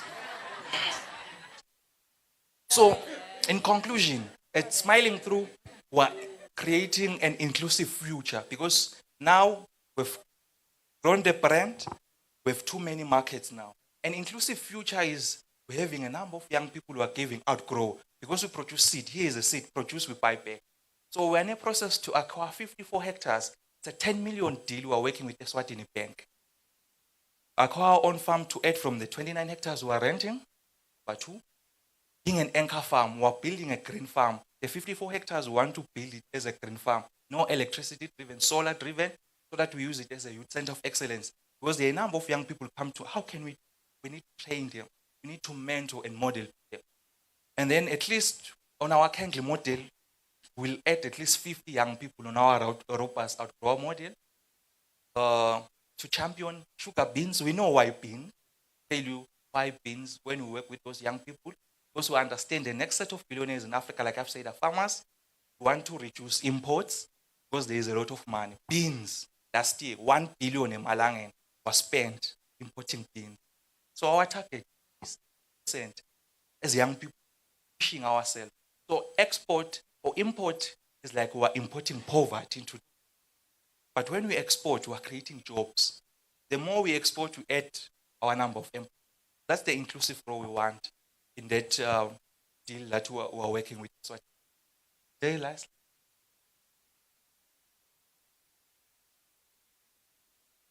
Last slide. So we not, in my slide, I'm talking about as young people, no one is going to push you to fight for a chair in the table. You need to push and fight for it as young people. No, it is your work that makes you to be in the big boys table. It's money when we talk entrepreneurship. People in business makes money. And then we need to fight for that space as young people through the entrepreneurship and then the TVET in the Kingdom of Eswatini. All those graduates who have studied may need to go and do a vocational thing because you have studied accounting. Where will you account? Get a vocational skill and make money. So we have a big role to influence our policies, and then we create youth role models, millionaires through farming, like they are doing in Swaziland, in Sang, PS. So they're driving nice, good cars. That's the Maswat we want through farming and print our own money. Thank you very much. Please put your hands together for Trina Dlamini. And swiftly, we move over to Nati Gule. Please welcome him as well. A very good morning to everyone. Are you good? All right, I'd like to start my presentation by just asking how many of the young people here would love to be an entrepreneur like him or like our previous speaker, Sizwe from St. Mark's? Please raise your hands. Oh, you'd love, wow, that means you've been inspired. Entrepreneurship is the new employment. Oh, sorry, may I please first start by acknowledging you. Thank you so much. And of course, our main guest of honor, which is the young people. If you're a young person, you're watching from home, this is one thing I'd like you to take home today. And also, if you're here and you're thinking about starting a business, I would love you to take home this image. This image represents you as a young person. It represents the time that's on your hands. It represents the energy that you have. It also represents the fuel that you have to start a business, like Mr. Dlamini has explained, how hard it is to start a business. You do not want to start a business at the age of 30, because at the age of 30, in terms of your energy, you're probably somewhere here. At the age of 40, you're somewhere here. And if you're looking at starting it in your 60s, you can already guess where you are.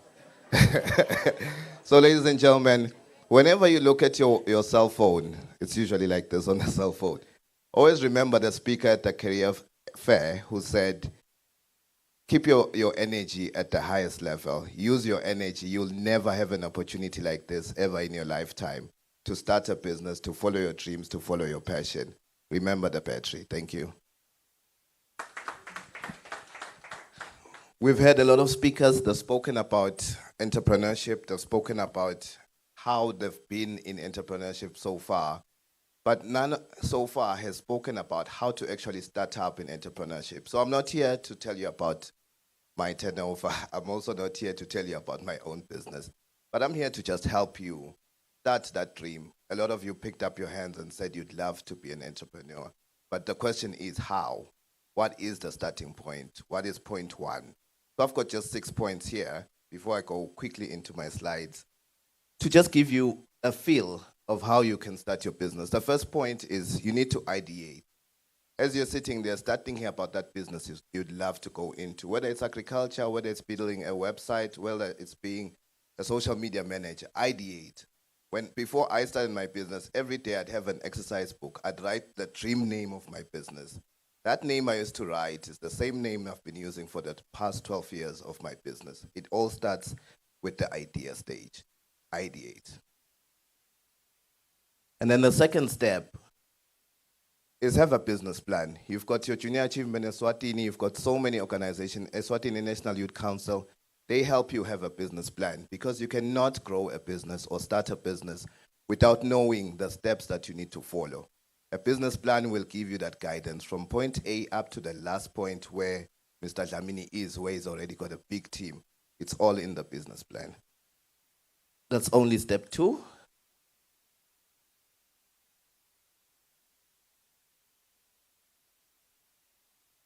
Step 3, I'm happy the ministers are here. Step 3 is you need funding. So you need sources of funding. You need to then, once you have your business plan, start taking it to financial institutions, start taking to those people who make your business plan a reality. speaking to a young man last week. He's running a pig farm. He says he had no idea how to start business until he got 50,000 and he paid that loan at 4,300 a month up until he finished it within 12 months. It is possible, young people, as long as you have funding.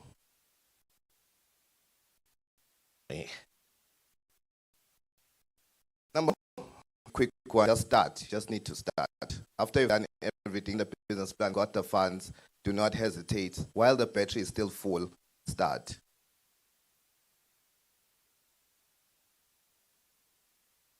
Number 5, very important, find yourself a mentor. If you can't find a physical mentor, go on YouTube, go read books. There's a book called The Tribe of Mentors. The mentors will guide you on the different steps that you have to take to grow your business. And lastly, recharge your battery. Come to seminars like this, watch seminars like this, and make sure that you're always at optimum level and operating at 100%. Ladies and gentlemen, those are the 6 steps to starting a business in Eswatini.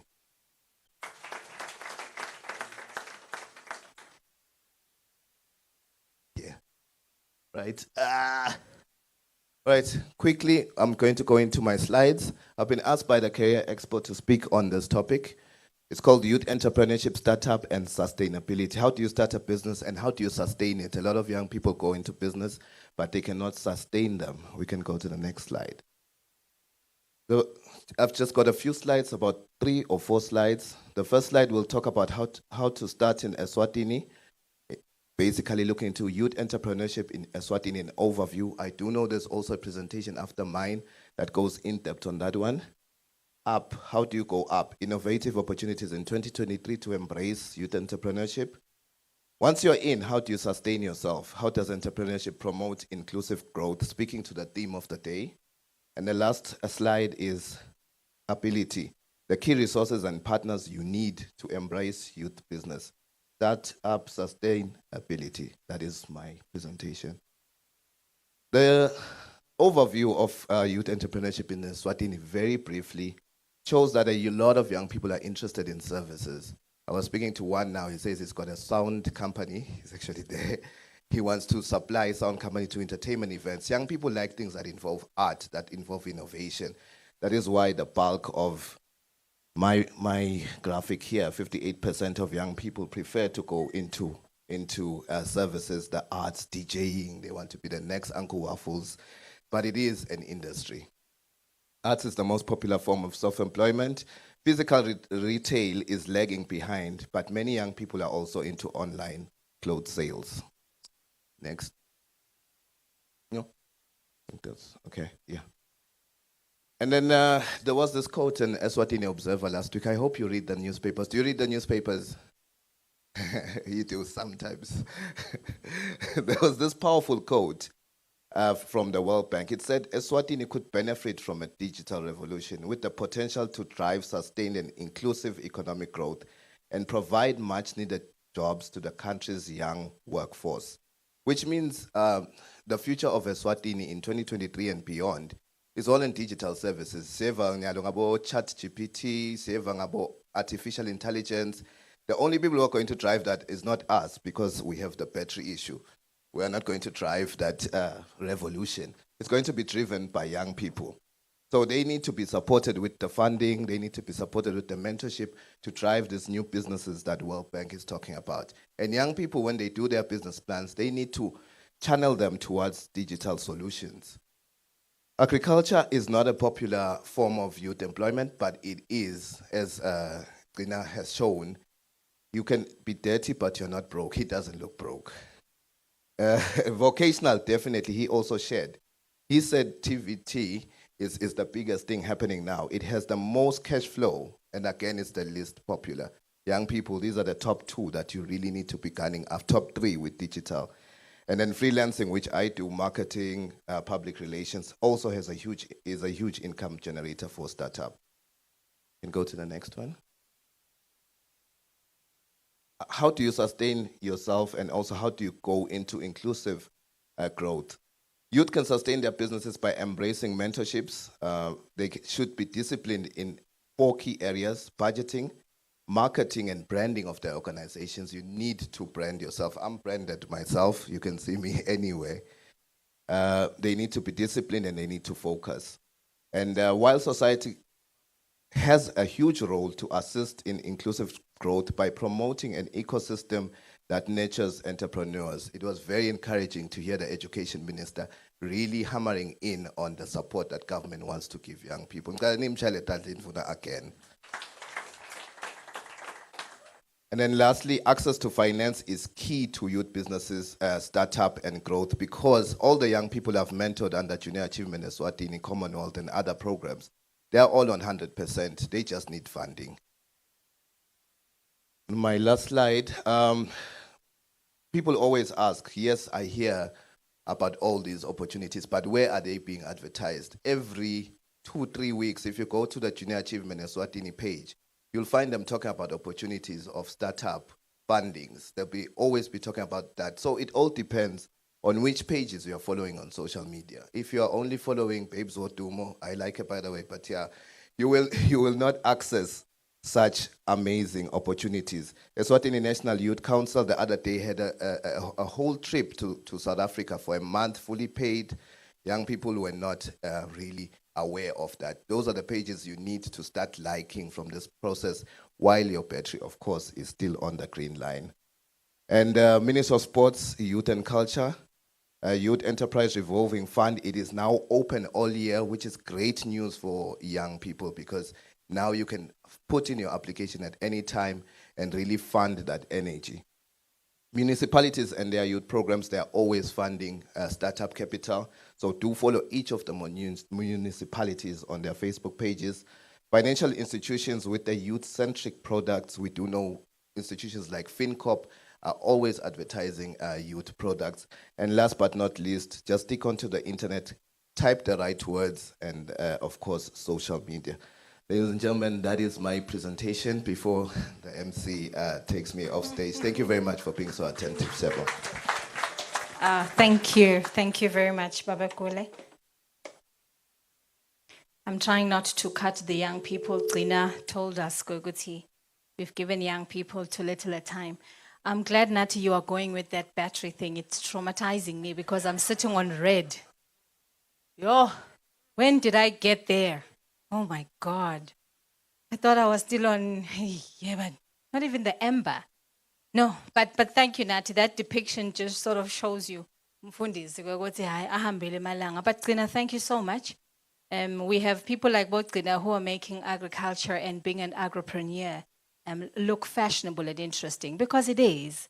And we need to start embracing that. In fact, he stole and made me remember the words of Milton. I think he's a famous American actor. He says, if the opportunity doesn't knock, build a door for yourself. He says, build that door, guys. There's no door waiting to be open for you. And Nati says, ideate, put a business plan, get it funded, start, get a good mentor, and keep recharging that battery. Ladies and gentlemen, the next act will be a poet, Miss Fig. I think I'm pronouncing it correctly. But before she does, we have just a short video to show you, speaking briefly to what we were talking to, entrepreneurship. And immediately after, can my poet just take the podium? Thank you.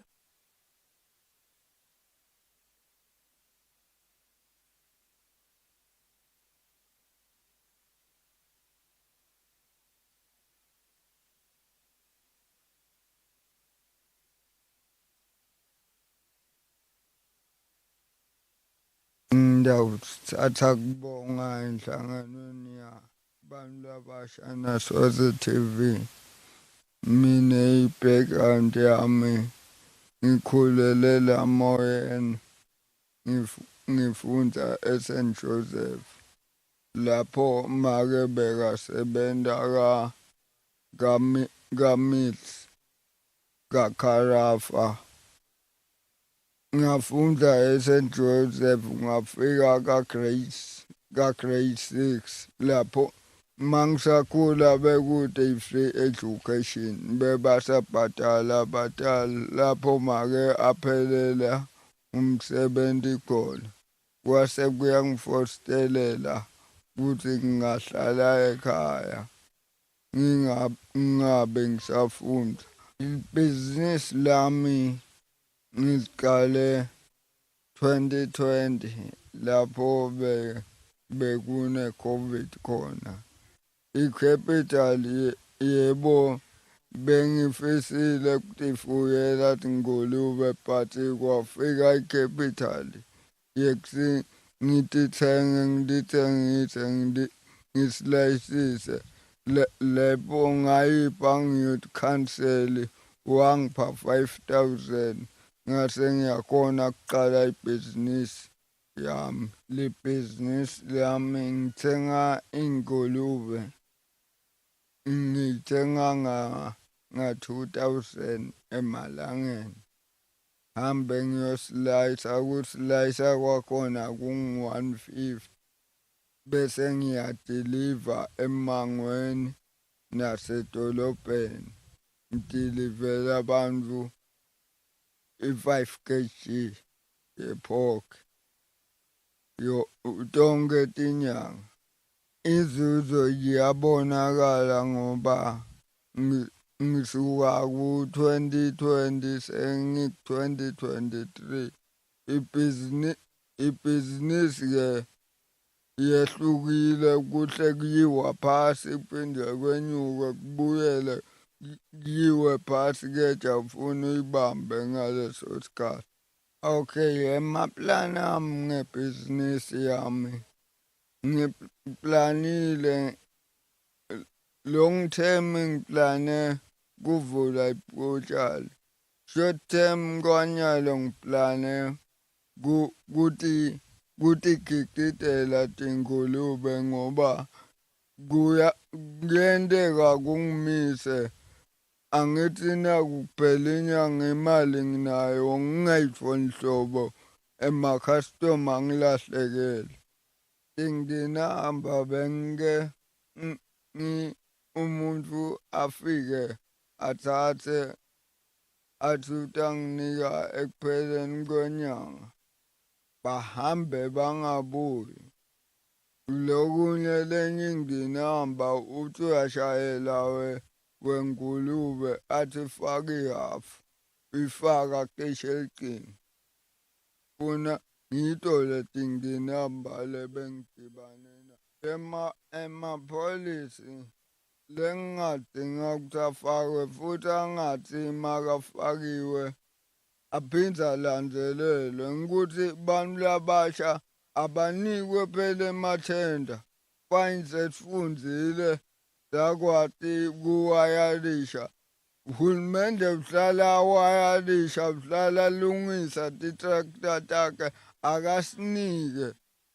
Nanyalo loku kiwe parliamente makakhetha bomake ende make sure ukuthi youth yinye noma two yaba lunga leparliament. Ema-special group kumele sente indlela yekushintsha Swartland. Dinengi ma-special group lakhona siphinde sinake ukuthi kuze sikhulume nebantu labasha kudzinga sithumele umuntu omusha ayokhuluma nabo ngoba ngeke ungitshele ukuthi umdzala abakwati ukuthi ube millionaires kanjani soyo ikupharisha umuntu omusha. Akayibone kulo muntu omusha ukuthi yendeka lento. Kulama special group tinhlangano tebantu abasha ngicanga uyatati youth council asetiponsadishwe tona tisebente nge-guideline ya-youth council sibone ukuthi ishintsho ngeselide yini eSwatini. Sanibingelela Mashatla Mahle, ligama lami nginokwethuza Mamthethwa. I am a student at the University of Eswatini. ngifundzela i-environmental health and food science. Ngilapha nje kalobamba lomdzala namuhla nensha yakhona lesisebenta nayo UNESCO Mabane campus under the Enactors. Basically, our business is an agribusiness. Lapho khona sakha khona kudla kwetilwane. Kumanje nje sinema products efula amathafu. Producer i-cattle feed, goat feed, as well as pig feed. Lokudla kwethu-ke njengoba sebachazile ukuthi kwakheka ngendlela yokuthi kube nutritious to our consumers, which is mainly the livestock. Ibhizinisi yethu-ke yaqala emva kwekuthi sibone kukhuphuka kwekudla kwetilwane elaveni ngemva kwekuthi sibe ne-drought El Nino in 2016. Lapho khona abafuyi befula abaningi eveni bebangasakhoni ukuniketa tinkomo tabo noma timbuti tabo kudla ngenxa yokuthi bese kudula kakhulu. So we had to find a way to counteract that by coming up with this business, let's say Operator Namuhla. It has taken up a lot of research from different teams, from different ministries, from different organizations. Sizesafala nema fundings from MTN Eswatini, from the UNDP. Labende kona ukuthi kube possible for us to be here where we are today. Lapho khona ke bamfla basha ke sebatakela impilo. Sibafunzi kusite kakhulu lokho in such a way that sesiya understand ukuthi i-degree iyofana is not enough to sustain a person's life. Sesiyabona ukuthi there are other ways of ukuthi sitakhele impilo yethu through businesses. Leswacabanga thine bese ke sesiyawathatha ke with the help of other organizations, and we put them into communities in the umbrella of community development. Lemcoka kakhulu ukuthi once you've gained some knowledge or some expertise, you kumele uhambe uyoyisharisha back to the community as a way of giving back to the community. Maswati lamahle ke bamfula labaningi bathi buti lethi kungani bamfana labafana nathi basukele le business lesiyendako ngoba siyade ukuthemba bane campus kunabonesi kuneba inspectors. Kepha ke kumcoka ke ukuthi understand ukuthi ibhizinisi ayakhiwa sicu semumfu. Ibhizinisi yakhiwa ukuthi umumfu nakatimisele atitshela ngekuthi imfu ufuna kuyenda, they will definitely put effort onto making that a success. So definitely thine ke sibone ukuthi asingameli ukuthi ema-collars efu noma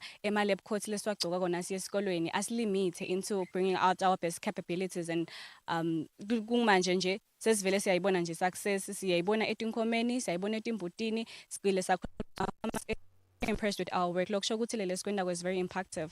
That is why ke ngingathanda kumema noma ngibani ke longakhona kufika Career Expo ukuthi afike, because this is not an opportunity for specific individuals. It's just for you and me. Umfana ke weliswati lofisile ukuthi naye andlondlobale empilweni abe nelikusasa lelihle, not just with school. Yes, school is nice, school is educative, but ke kukhona nalamanye amathuba lengameli sisiwavumele ukuthi asece nje kanjalo, because we are limiting ourselves to these available opportunities.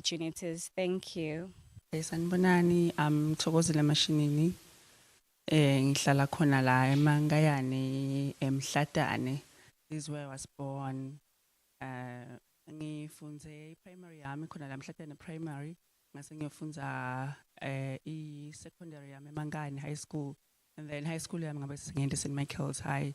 Ngase sengiyofunza BSc in Food Science, Nutrition and Technology from the University of Eswatini. Bese nyalo, after staying at home for about 5 years, being unemployed, ngabona an opportunity of starting a business in this area. After noticing a high number of high school dropouts and those who don't qualify for tertiary.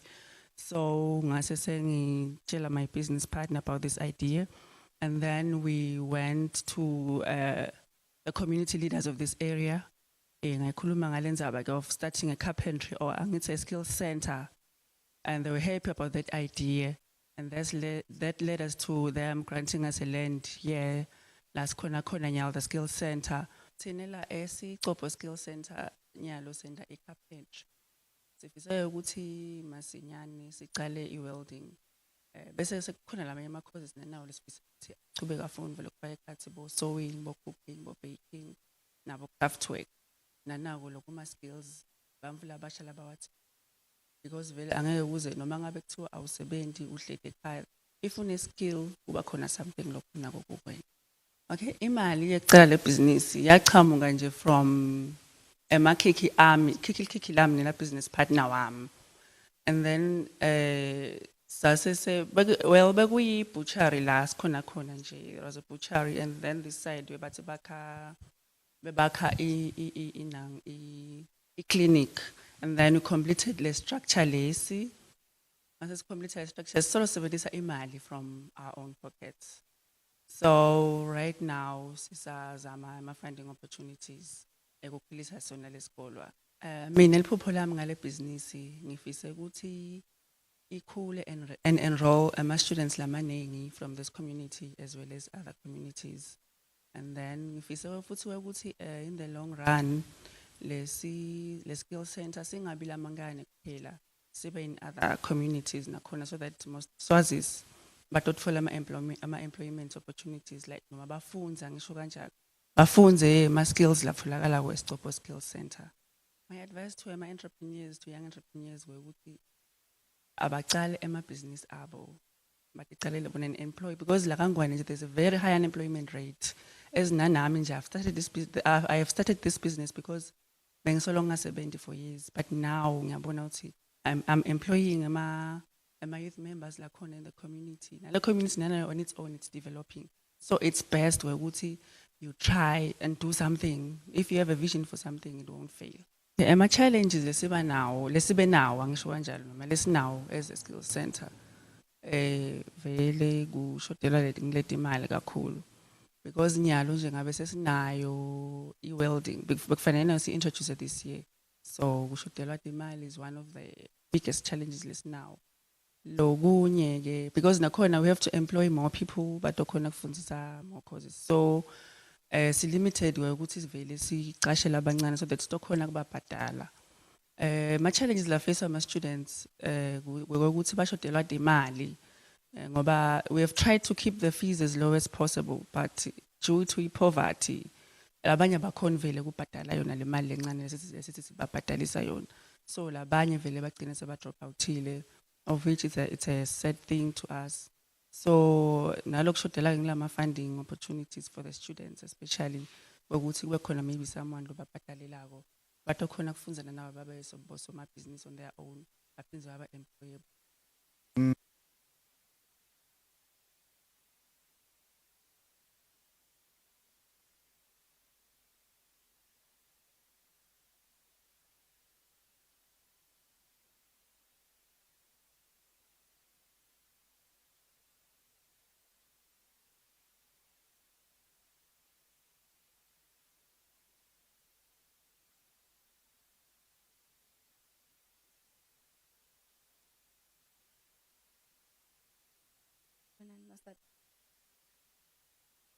Kamala means Makongo, also known as Miss Fig.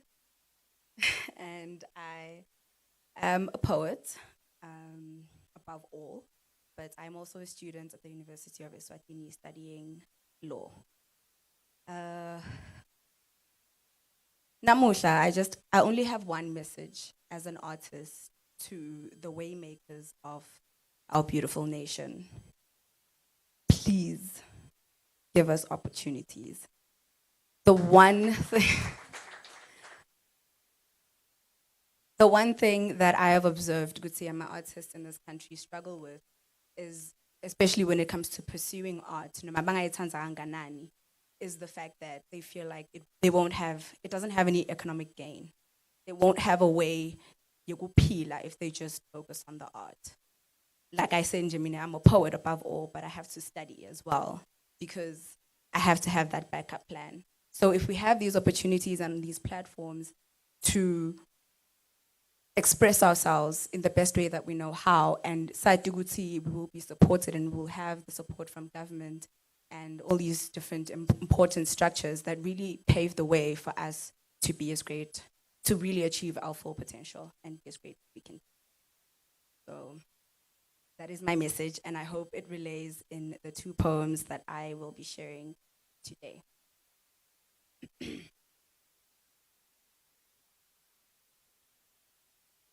Feet rooted deep in the principles of my people. Even before kings, I stand firm, knees never feeble. Regal is the crown which I wear on my head. My hair is always rowdy, but still I stand proudly and say, I am a young girl.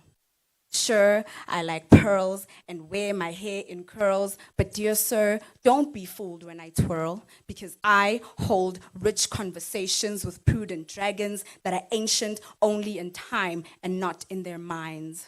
The crimson flames ricochet off my face, and everybody stares in awe because I am made of diamond ore. Pressed to imperfection, the ululations of my mothers may bring me to my destruction because I drink milk rich in dignity and impurity from their udders. So don't you dare utter tidings of disgust because those same udders may smother you to your demise. I like long walks on short streets, watching the sun rise while mighty Phaedra in her divinity sleeps. When I stomp, hips swaying, I shake them to the core because I am an island few dare to explore. I am a young girl with intoxicating beauty, even to the earls. I am a deity, few dare to fight me, so let them dwell in blind peace. When I roar with African soul, heart made of gold, they are forced to recall that I am just a young girl. Curves saturated in thick oils with everything to live for. I know why I breathe for. I know that I am simply in a can. I am a young African. Thank you.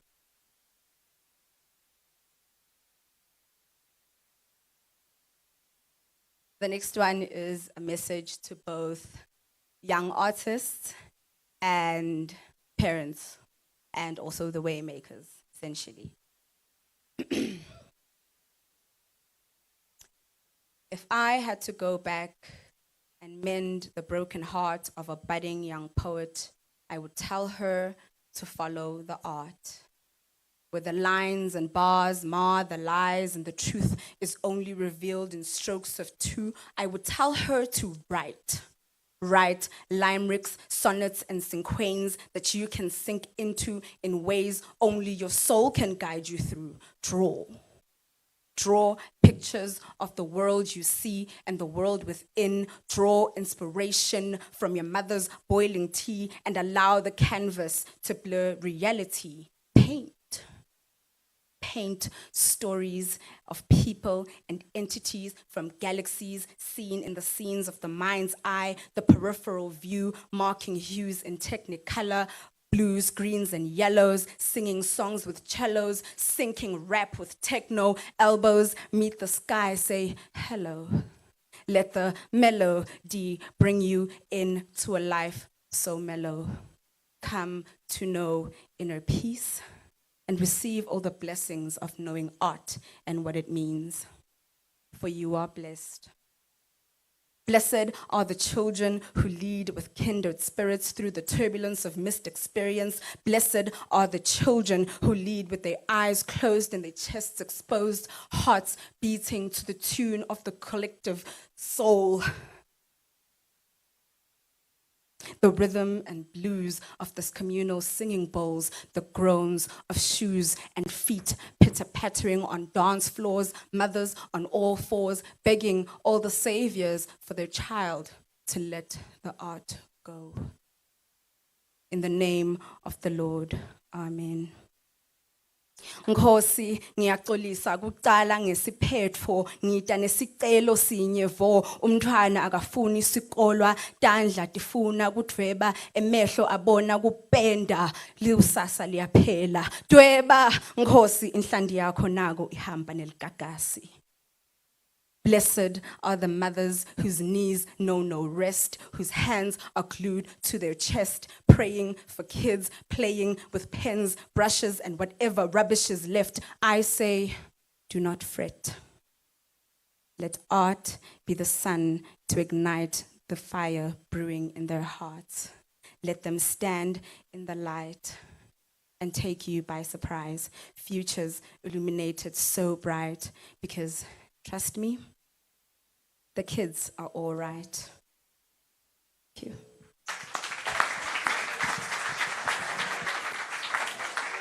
Thank you, ladies and gentlemen, Miss Fig. She says, let the melody bring you to a life of mellow. There's an echo. I'm feeling like an artist. Going on. Mangshanga echo da. Ooh, What a power-packed session of entrepreneurship. Yeah, and I think when you, as you're listening to Miss Fig, she also spoke and touched on what Tina touched upon. Look at. And I like how Miss Fig is calling the way makers ngathi bakashane. Miss Fig, it's your time to be a way maker. And I think, Tina, those US fellows you are saying should be in leadership. Abayobhalisa maswati lamahle. This is your time to do it. If we're taking your words, kahle kahle Tina, uthi tasitakhele indlela. So, asiyobhalisani. Miss Fig, I think you're grown enough to register for Look At. It's your time to elect and to choose your way makers. I don't think it's the time to be pointing at balungalana uti ma way makers. They stood up. Someone sent them. Go and send them. Give them a mandate. As your balsan maswat lamal. Bantlabasha butegan umhlaba ukhona emphakathini. Ngihlerine elangeni lana lale kumalinza bompaga. When Gcina said give bantlabasha, he said buito buteka Gcina masinyane. We've just heard the young lady from Mangayane say that by emphakathini uyabadi and land was not a problem. Be visible young people at Inzawentenu and the future will continue to be one of opportunity. Siyabonga kakhulu to those speakers and the amazing testimonials on the videos. Yes, we are running behind time, but in my defense, we did start just slightly beyond the time we had to start. So I'm trying my best to push. So we shall get the last panel. And really this panel is starting to now draw the line and give us more vivid a picture of what other opportunities lie out there. And I think one of the speakers spoke about the world being our oyster. Opportunities are not only in Eswatini. We are not saying our young people must just go to the local institutions. There are opportunities out there. So the first speaker, a young woman that is passionate about linking young people to opportunity. She has a long list of young people that can testify to that opportunity afforded to them they did not know was possible. Fanele Chester will speak to the opportunities and the scholarships that are available abroad. And immediately after her, a young man who is a young tech entrepreneur and an innovator himself, and we know him very well in this forum. I think he has addressed us before. Jose Rejo will come and speak to us about skills matching and how you then align those two. And finally, mental wellness was spoken about. One of the speakers touched upon the importance of making sure that you recharge the battery that was nutty. But the young student said that at some point he was so challenged and he needed support. So we want to talk about your psychosocial and emotional ills and how you then balance, identify, and then support your young people as they go through the journey. These next three panelists, can I ask them to come to the fore? I'll ask Fanele, I don't know if you want the podium or to sit on top, but you'll come here. So can I please then invite Fanele to the podium? Jose and Magenon Hlantla, please also join us in the front. Put your hands together for our speakers.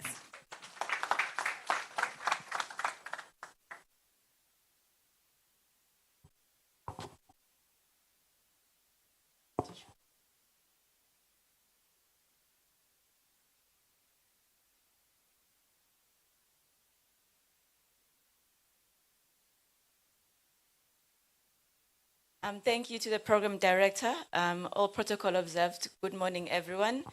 My name is Fanela Chester and I'm the co-founder of an NGO called the Knowledge Institute. I have several slides that I would like to rush through very quickly, but one or two where I will linger so that you are able to take pictures of the information on there. So we'll move swiftly on to the first slide. So a little bit about TKI. TKI is an NGO that was started in 2013 by a group of students at the time. So we were social entrepreneurs. And we decided to start this NGO because we realized that some of us are very much passionate about education and we want to further our education, but we didn't have access to information. And we found very quickly that this was a problem that we were not only facing, but that was faced by young people in Eswatini in general. So we decided to propose this NGO as a solution to solve the problem of the information gap that exists for youth in Eswatini and actually across the continent. and the opportunities that are available for them to get learning opportunities outside of their home countries. Next slide. So the way that we work is that TKI is a volunteer-run organization. So we all have our full-time jobs or full-time studies at the same time that TKI is happening. So our model is what I call high impact, low touch. So we won't be able to be in every school doing presentations and trainings, but we are able to build a platform that students and teachers and anyone really can access so that they're able to get that information. Because as other speakers mentioned, if you want to start a business in Eswatini, there's a lot of challenges in place. We didn't want to be stopped by those challenges. We just flipped the way that we work so that we're able to solve the problem, which is access to information. So some of the platforms that we've built, there's a website that is published every week. We've partnered with the Times of Eswatini for the past 8 years now, where every week without fail, for the past 6-7 years, there's a column that we write about scholarships. We used to have WhatsApp groups, but we stopped those because they got out of control, and instead we moved to groups on Facebook. So we've got 4 groups on Facebook. These numbers that are shown on the groups are not accurate anymore because the groups are quite large now. So there's a group where you can go to get information about studying abroad, opportunities, about studying in Eswatini. There's another group for that. And then there's a group that we call professional opportunities, because we find that there are other opportunities that are not necessarily academic, but that are part of a person's own growth and development. And finally, we have a group for high school students, because we found, as you'll see in my next slides, that in order to get a scholarship, there's lots of work that you need to do beforehand. So that group is to share what that work that you need to do is. Next slide. Right, so straight to the point, what do scholarships for studying abroad look for, right? So I think we already answered the question in the past 10 years of working in Eswatini that there are scholarships that exist for you to be able to get learning opportunities inside and outside the country. But that is really not the problem that we found. The problem was not that there are no scholarships. The problem is that all of these scholarships have something that they're looking for from you. Right, so I've tried to distill our 10 years of working into 5 key things that scholarships look for. The first one is that all scholarships, no matter what kind of scholarship they are first looking for academic excellence. Do you have the grades in order to be able to gain entry into that institution that you're looking for? They're not looking for whether you don't have money because something happened in your family and so on and so forth. The first thing they will look for is your report. What is your report saying about your readiness to go to school, to go to university? That's the first thing. And I want to clarify too that what academic excellence means is very different from how we understand it in the country. The first question that I normally get from students and parents is, how many credits do I need? How many points do I need? That is not a system that works outside of Eswatini or outside of SADC. Academic excellence means that you are doing well across all of your subjects for a certain number of years. So if, for example, you wanted to study in Turkey through the Turkish government scholarship, they will want your Form 5 results, yes, but they'll also want your Form 4 report, they'll also want your Form 3 report, and sometimes they'll also want your Form 2 report. They want to see that, are you a person that is a good student or not? And your results, before we know anything else about you, are the first thing that they look at. So the first one is academic excellence. Every time I say this, I just lose the students. It's like, okay, we can't continue from here. But I just want to be very, very honest, is that if your GPA, if your grades are not where they need to be, there is really nothing else that can happen from that stage, right? First thing. But outside of the academic excellence, there's then other things on top of that that you need. And I say this because I'm happy that there's a lot of students in the country that are very committed to their studies, that do well, but that still don't get the scholarships for studying abroad. And these are the 4 other things that they would need in order to be able to be eligible. The first one is need-based. Do you need the scholarship that you're asking for? You can't tell us verbally. You have to provide the proof that you actually have the need. And what kind of proof do they look for? One, they look for the pay slip of the income earning person in your family. So your family has to be open enough to say, here is my pay slip. That shows that my earning is X amount. Therefore, if the tuition is Y, clearly we cannot afford this tuition in this family. And that can also be a bank statement. It can also be your income tax return, but anything that is proof that you do actually have financial need. And I would say to people, please don't be afraid to show this proof. Normally, the amount that you're earning, especially in Eswatini, is way less than how much it costs to go to university. So don't try to find another way. Normally, what you're earning is enough for you to be eligible for a scholarship. But if you do not provide that proof, again, there's nothing that we can do because there is an auditing aspect that comes to this. Thirdly, I've titled this Your Student CV in High School. So outside of the classroom, what have you done to either contribute to your school community or to your local community? And what have you done to improve yourself? Do you play any sports? Are you involved in any art or culture in school? Do you attend science fair, maths fair, spelling bee, and so on and so forth? Do you participate in those national and regional competitions, debating and so on? And if you are applying especially for scholarships that may be looking for students who are not only academic but are also entrepreneurs, as we've heard in the room, they will want to know more about, are you a part of JA? Are you a part of Enactors? What business have you started and how has it done? So that's the third one, is your CV as a high school student or as a student applying for a scholarship. Fourthly, the quality of your writing. I think this is the one that I find many students struggle with, because you find that they only write a personal statement for the first time when they are applying for a scholarship. So before that, they've never really had the time to tell their story. And how you tell your story can make a difference between you and another person getting the same opportunity. So I would really encourage that when it comes to especially career guidance in high schools, if you take the time to teach learners how to motivation, again, making sure that their grammar is correct, their spelling is correct, that can be one of the most important parts of your CV. And then finally, community service. Every single scholarship program is looking for a person who is involved and cares about their community. You can have all the A stars in the world. If you sit in your corner and you're not starting a tutoring club or something like that, scholarships don't want that. Personal character is a really big part of what scholarships look for when they're awarding scholarships. Next slide. I know we're talking about scholarships for studying abroad, but I quickly wanted to mention these slides because the fact is we have about 15,000 students graduating from high school in Eswatini every year. Scholarships are not going to meet all of those students, right? So I highly encourage students to also think about studying in Eswatini. And in Eswatini, I know of these current financing options that are available for studying in the country. But moving on to what I was asked to talk about, next slide. There are two kinds of scholarships, right? Depending on where you want to study. So there's the scholarships for studying for your undergraduate programs and the scholarships for studying for your postgraduate programs.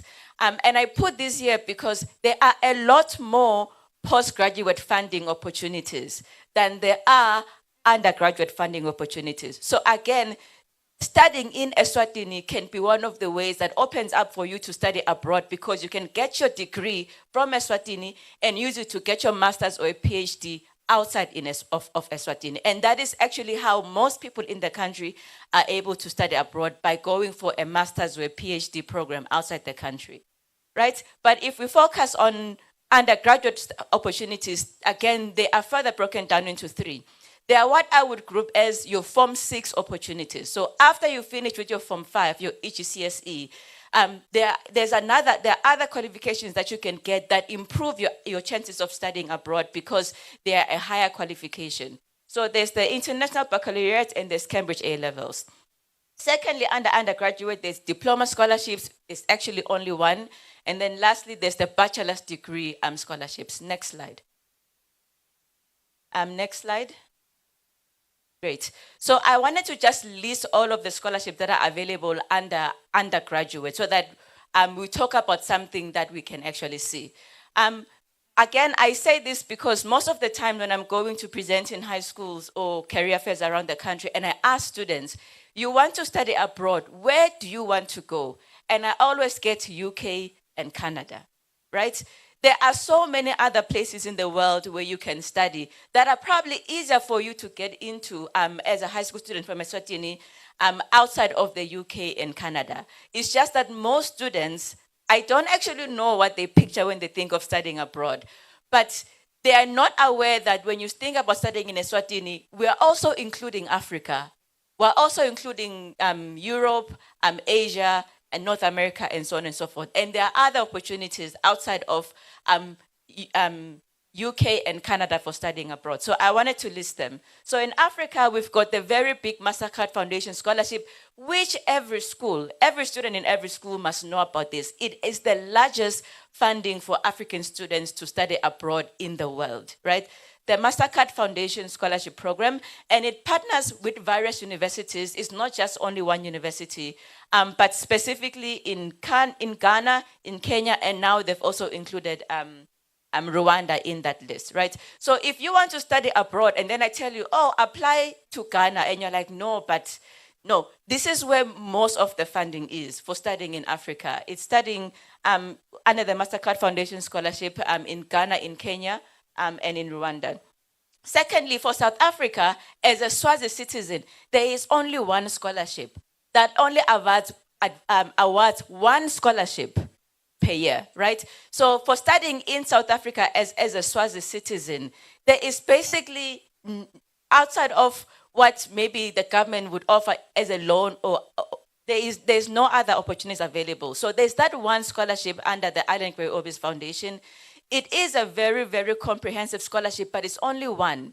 So in that one, they are looking for those 5 things: your grades, community service. They are really looking for the top of the top students in the country. And in addition, you need to have Cambridge A-levels or IB to qualify for it. But then outside of that, Ashesi University in Ghana, where we've had a number of students go there, they are under the MasterCard Foundation Scholarship Program, but they also have a number of other scholarship programs within MasterCard. We've got a number of students who are currently studying there. I highly recommend it. I've been there twice, and it's a fantastic campus. And another one that recently joined MasterCard that I got the pleasure to visit last year is a university in Kenya called the United States International University Africa. So it's an American university with a branch in Kenya. Again, they are part of the MasterCard Scholarship, but outside of that, they have their own scholarship program. And we have a Swazi student who is from Swazi National who's currently studying there. And then we've got Asia. We know about the Taiwan ICDF. We know about MOFA. We now know about the India ICCR scholarship.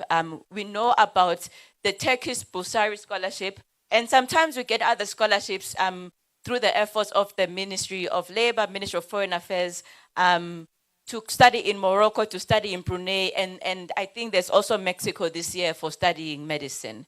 Those are the ones for Asia. And then I want to talk quickly about Canada and Europe and all of those places. When you go to the West, typically the scholarships are offered at the university level, right? Unlike when we spoke earlier about Africa, where it was a scholarship program that is Pan-African. When you're going to Canada, the UK, USA, the scholarships are at the university level and they are part of your application for admission to that. So when you're applying, you start at the university level. Where would you like to go and study? As opposed to starting with, what scholarship is available for me to study? So the process is flipped in that case. But outside of that, there is the Ashinaga Scholarship for orphans. So if you have lost one or both parents, the Ashinaga Scholarship will help you study in Europe, in America, or in Japan. And again, there is a MasterCard Scholarship for studying in America with certain universities. Finally, there are 2 scholarships that are global. So if you get the scholarship, it allows you to study anywhere in the world. So the first one is Rise for the World Scholarship, which you can actually use not only for your undergraduate studies, but also for your Form 6. So you can take it to go and study at Waterford, or you can take it to go and get a Cambridge A-level qualification. And then it also continues to educate you when you're getting your undergraduate or bachelor's degree as well. And another one that I found this year is one that's called Generation Google Scholarship, that is specifically for young women who want to pursue computer science or computer engineering. Again, you can use the scholarship to study anywhere you want in the world. Moving on.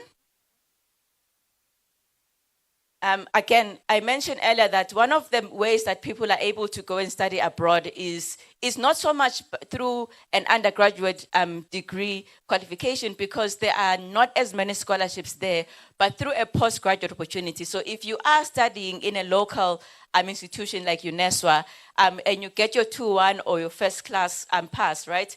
Once you get to 2, I just ran out of space in my slide. But the point I was trying to make is that there is quite a lot of funding for studying abroad. However, you have to meet those 5 criteria that I mentioned earlier about academic excellence, so 2-1 or first class, maybe a 2-2. But if you have a very, very, very strong resume, there's many more other opportunities anywhere in the world where you want to study. But you just need to have a very, very strong resume. And secondly, when you're applying, for example, for Shivening, they ask you to present 3 areas of degrees that you want to study. The point being that you have to be flexible. Sometimes when someone is coming to me to say, I want to study a master's, they are too stuck with, this is the exact master's degree that you want.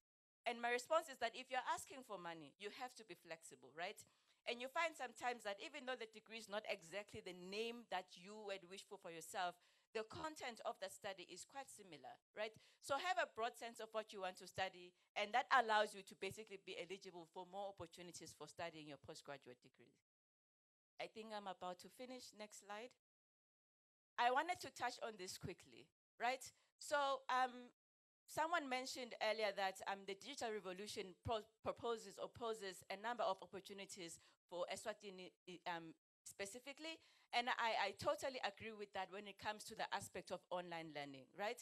I think for people who are getting their masters, they are more aware of this because distance learning has become, has been practiced in Eswatini for a very long time. But now, even for undergraduate studies, there's a lot more opportunities for you to study for your bachelor's degree with an institution that is not in Eswatini while you are based in Eswatini. So I wanted to just highlight 3 platforms quickly before I take a seat. Next slide. One platform is called Coursera that was started by Stanford University. And what I like about Coursera is they offer funding, right? Of all the things I've studied in Coursera, I've never paid a cent for them, right? And what I like is that when you're applying for funding, when you're studying on Coursera, it takes about 3 to 4 weeks for them to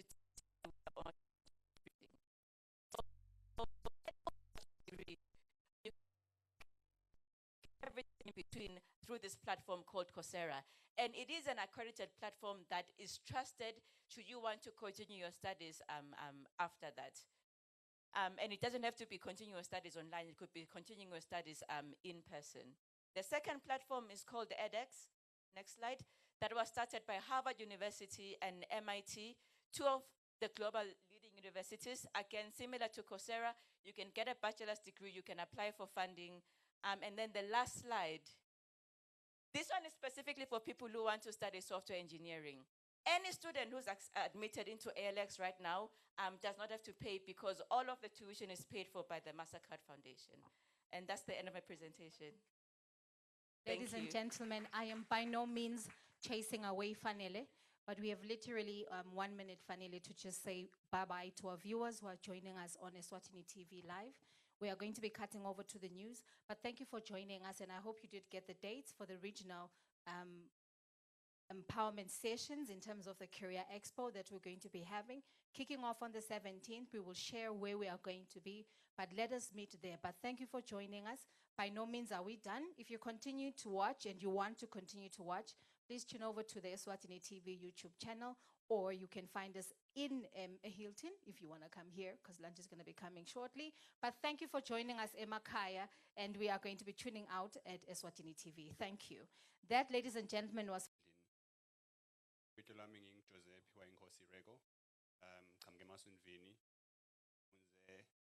Masundvini High School as well, and then I did my degree at UNESCO, Computer Science and Mathematics. Honorable ministers, distinguished PSs and guests, I would also like to acknowledge the presence here, Dr. S. Milane, Mrs. Milane, our registrar at the university. I'm here with a couple of young people. I'm hoping my presentation will be coming up in a few. I'm here with a couple of young people from the university, and we represent an innovation movement that is picking up on the ground. It's been picking up for some time in partnership with a few stakeholders, but we are here today to address as a country always comes back to us without being told by foreign stakeholders, international partners. We know the problems better than anyone else. We live them, we see them on the streets, we experience them personally, we have relatives that go through this every day. So my presentation is on skills matching and alignment. I've been working with the ministry for a lot of the projects that we've been doing. I think as Ms. Fagutse introduced me, I have been in the public sector trying to understand how to improve it with technology. So today, I just want to tell a story. Last week, Thursday, I was coming back from a meeting. I'm in the Kumbi, going to the university. And it's 3 o'clock, so there's a lot of school kids in the Kumbi. And one of those school kids was a little girl sitting next to me. So they're very excited. School is over, they're going home, but my blocked in my chips. She sits next to me and she says, she looks at me inquisitively because I look different to her. She looks at me and she says, "Wakaban is bong." I look at her and I think, okay, she's very bold. She looks at me again, "Wakaban is bong." I'm like, you're bold. Wakaban, wakaban when? She says, "Wakama manyats." She tells me her name, and then she tells me she's doing grade 10, government, Matapa government, excuse me. And I ask her, so what do you want to be when you grow up, Manyats? She says to me, I want to be a pilot. But this question is one that we get asked a lot, where you either want to be a pilot or a doctor or a technologist or even a builder, as much as we can assume other skills have different priorities. I ask her, why do you want to be a pilot? She says to me, because Gokwami pilot. I think, oh, okay, that's an interesting response. Gokwe pilot. So you want to fly now? Because, but in my mind, I'm getting the impression that she's been influenced by her background. Her background has given her the opportunity to figure out that piloting and flying a plane is an opportunity. What is the issue? Our National Development Plan, which is a document I encourage everyone to take time and go through, it's a very important document. It gives us a guiding plan for how to improve our situations individually and collectively. It talks about skills development on one of many things that it addresses. Skills development being the ability to identify the skill you have as a kid or as a child or as a teenager and be able to hone in on that skill and improve on it because the market will adopt you by some measure. That's where the gap comes in.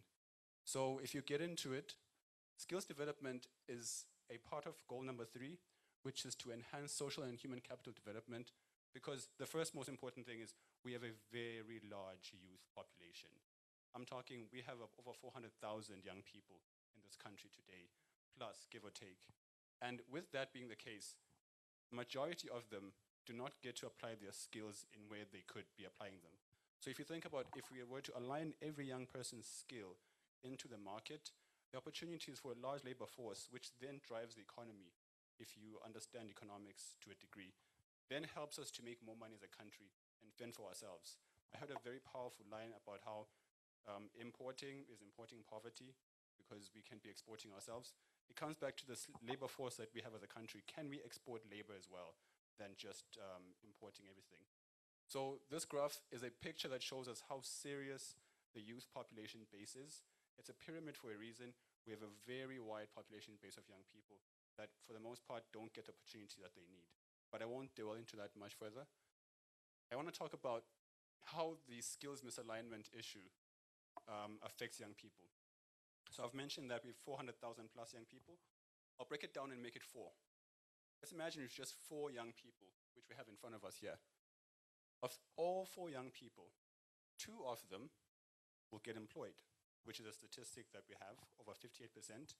2 get employed, and of the 2, only 1 will get to apply their skills in the field that they are chosen into.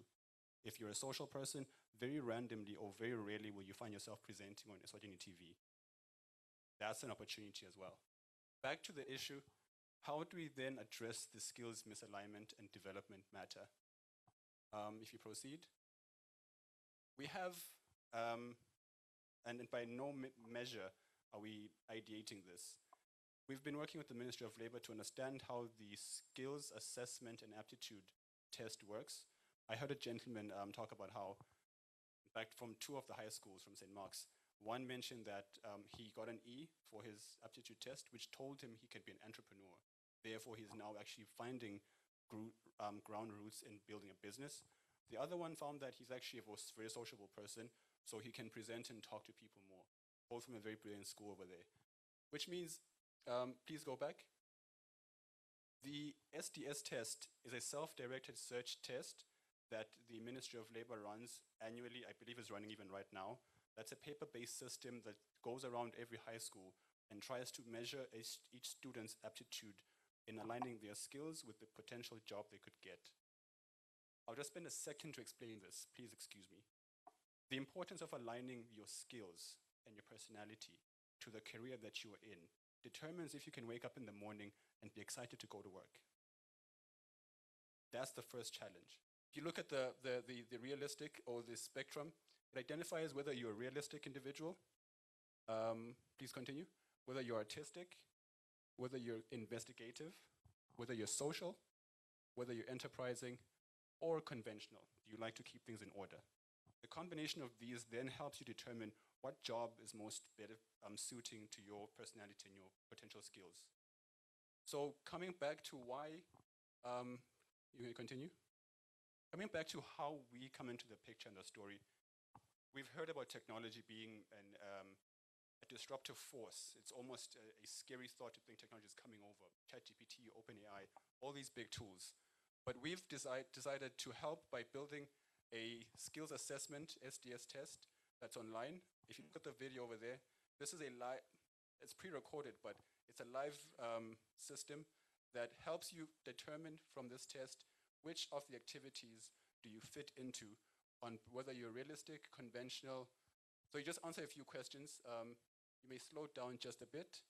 You answer a few questions that enable you to determine whether your occupations are in the realistic field or whether they're in the investigative field, and so on and so forth. Basically, you take the aptitude test on your phone, in your house, in your office, wherever you are, even as an employed individual. And then at the end of this test, where you get the congratulations, we then want to show you what lies ahead. The opportunity is now, if you are an investigative, realistic, and enterprising individual, then the job opportunities that you can align with follow a feature such as follows. So here we are. Please pause on this screen. On this screen, we have the results on one side that have been displayed to you on how the test went. So in this case, if you look at the top there, you've got highest score, which is I, investigative. Second highest is realistic. Third highest is in entrepreneurial or enterprising. That combination, IRE, then gives a feeling or a sense of what careers are in front of you and what skills and occupations you could explore. The next column, which is suggested career options, then breaks down the careers. Just play for a second. Where you can have aeronautical engineer that you then gauge whether you're interested in or not interested in. And then you can continue and see animal scientist, astronomer, dental, geographer, and the likes. Each one you can then probe and say, I'm interested in this career or I'm not interested in this career, which will then help us follow up on your prospects going forward. This includes then the scholarships that you can apply for and the companies you can intern with. At the end of it all, please continue. We want to help that 10-year-old from Swazi Matsapa government to determine if she wants to be an entrepreneur or a pilot, how does she go about it? Please pause on this one for a second. We believe that there are 3 particular SDGs that we are very passionate about. The first one is partnership for the goals, and we're all here by virtue of some partnership because of the cause and the mission that drives us and brings us here today. I don't believe it's the snacks outside only. So we would like to extend our partnerships. We would like to address this as a serious, serious problem, because if we don't act on it, we'll just keep passing the baton over to the next generation, where we have poverty rates still fluctuating without any cause in sight. Finally, at the end of it all, when we launch this system, which we're running with for the Career Expo, We'll be doing regional tests with the system just to make sure that everything works as expected. We'll be doing the regions, we'll be doing the different locations, and the individuals that would like to test on their own can still go through it. And to leave you with Thank you very much, Jose. Magenon Hlanhla Dlamini, the director for SWAGA. Thank you, Programs Director.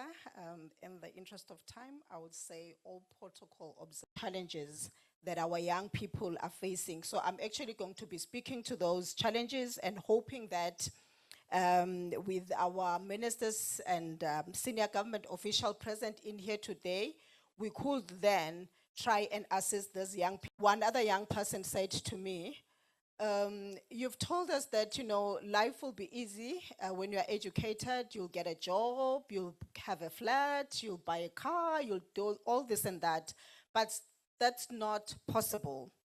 So what are the challenges that are actually facing young people that we've been talking about?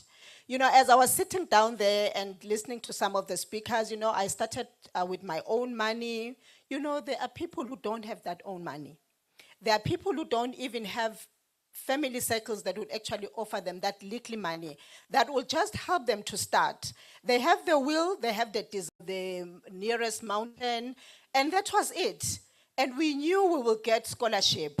But today, young people are struggling to get scholarships. And then you have their parents that are actually struggling, paying for them. And then you have this other problem that is actually affecting young people is the issue of finances, as I've mentioned. They have no finance to actually start these businesses. And then the other challenge that young people are actually kind of faced with for them to be successful is the high crime rate. Believe it or not, we take your cards, they would want you to get into your online application, whether you have FNB or whatsoever, they would want you to transfer money, they want easy money. And these are young people. And these young people are the ones that are supposed to be doing something, working, they have nothing to do. So they're basically using their skills to try and get that young people are exposed to is the issue of lack of connections. They're saying nothing is possible in this country if you don't have connections. Be it that tender, be it that job, be it whatever that you need to have someone who knows someone who will talk to someone. Otherwise, if we are poor, is social media bullying.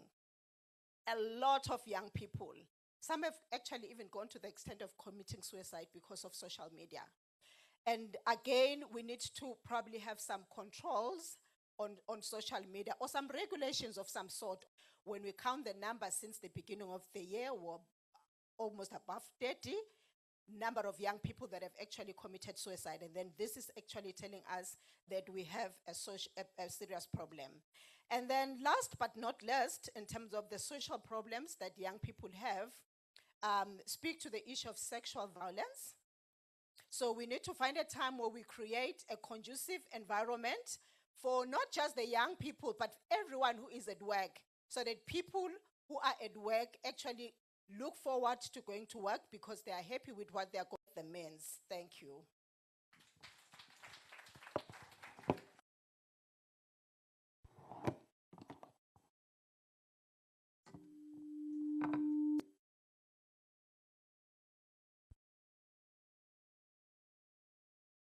Your presentation, the slides were giving, dude. Kudos on that one. That looked proper. It does speak to you being a young man in enterprising in technology and digital solutions. He said he's going to be going around to the regions, talking. At this point, please help me welcome our Undersecretary in the Ministry of Labor, Social and Social Security. Umfundisi Masilela has the duty of introducing two ministers. Firstly, the Minister of Culture, Sport and Youth Affairs, the Honorable Matsebulunga, to deliver his remarks. And thereafter, he will introduce the host minister, who will give us the keynote address, the Honorable Pilar Buthelezi from the Ministry of Labor and Social Security. Ngilani shayile umfundisi Dandla as he comes.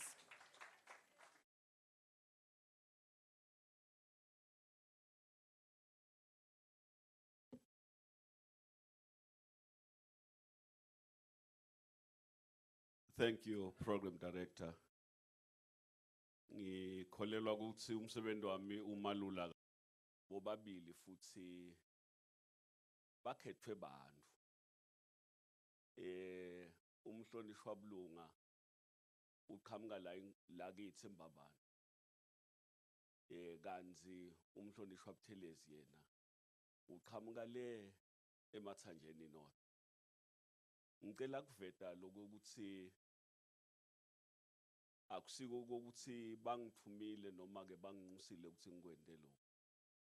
Kodwa nje ke leti nkundla letimbili tiyawubetende kahle. Tiyawubetende kahle. Zetibalo bese yasuka lapho uyofundzisa nebhola. La kaNgwane nje sihamba sifika lapha sihlangu sitawuze satiwe khona sithi sikhuphuke nakuma FIFA ranking. Usemsebentini uyasebenza. Lokusho kona ke ukuthi singabanxusa labantu baseMbabane. Ukuthi bawende kahle lo msebenzi. Nawubuka ke nelitiko laniketwe lona. Uyabona lokho ukuthi uniketwe litiko lelifanele ukuthi uthi lead by example. Ungathi bantu abajime. Coach uyajima bekunene. Nakajimisa leyo team lasuka ijimisa. Kanzi uma ngabe wewuka ushona lenda selibonjeni. Uyamkhanza umhlonishwa Buthelezi wena ngwacabanga ukuthi sewahlala nje. Kuyasetshenzwa nakubiyelwa lemuva emakhaya ndilulu. Silanya lo siku Career Expo. Dikhwepha. Nawu sibuka ke sise Geneva. Utawucabanga ukuthi wena umnanzi eGeneva. Ngilonga kafiki khona. Ubona lokho Geneva akusimnandi. Uma ngabe tindwo tingakalungisekile. So kuyasetshenzwa bekunene. Ngicabanga ukuthi letindvuna letimbili ngenxa yesikhathi setita ukukhuluma tishiyelana. Ngiyakholelwa ukuthi Program Director angeke akubalele kubo lele sengukhulumile. Utakubalela nje esikhatsini sabo. Ngiyacela bekunene ukuthi semukele indvuna yetemidlalo ite sikhulumisa. Who has been taken away by other duties, UNDP representatives, principal secretaries, senior government officials that are present here, representatives of development partners and stakeholders in the youth sector, captains of industry, young people who are present here, distinguished panelists, members of the media, ladies and gentlemen, good afternoon. It gives me great pleasure to be amongst you here on behalf of His Majesty's government as we launch this 2023 when they decide on their career path. This Career Expo also focuses on areas where there are urgent challenges and exciting potential for young people to take action in alignment with the Sustainable Development Goals and the National Youth Policy of 2020. The Expo will enable the youth to access relevant resources and get exposed to opportunities needed to reshape them. Honorable Minister, ladies and gentlemen, it pleases the Ministry to note that the Expo is characterized by discussions, skills-building deliberations, and networking, to name a few, which is a platform for the youth to rethink their goals and aspirations and to give them the much-needed guidance which will channel their thoughts to career paths that will unleash their true and full potential. The Career Expo is therefore very much welcome as it is in line with our National Youth Policy, which clearly stipulates the important digital transformation as a lever for socio-economic development and the relevant skills that respond to local challenges from which young people can make a living.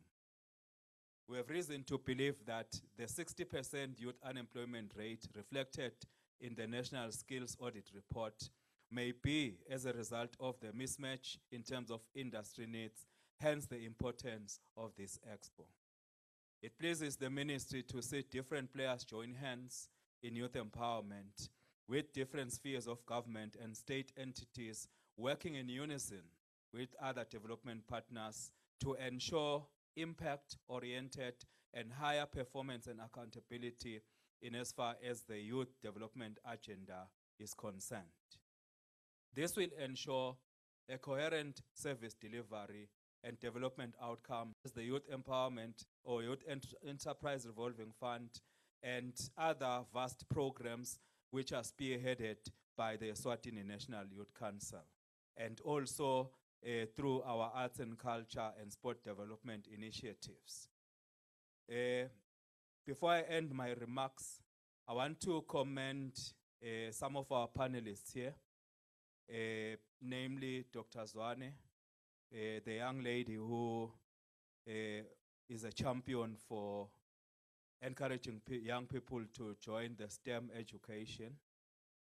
It is quite pleasing to see a focused, committed, and career-oriented young person feel encouraged because we've identified agriculture as an industry that has a lot of potential for our young people, but the problem is that it is maybe stigmatized, as people think agriculture is for old young people who are maybe bored in their rural homes, or it is for those who are uneducated.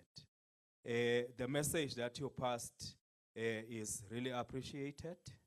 Agriculture has got many possibilities, and young people can fit in a number of value chain partnership. Most of the big organizations started due to partnership, and they started small. With that message, may God bless you, and thank you.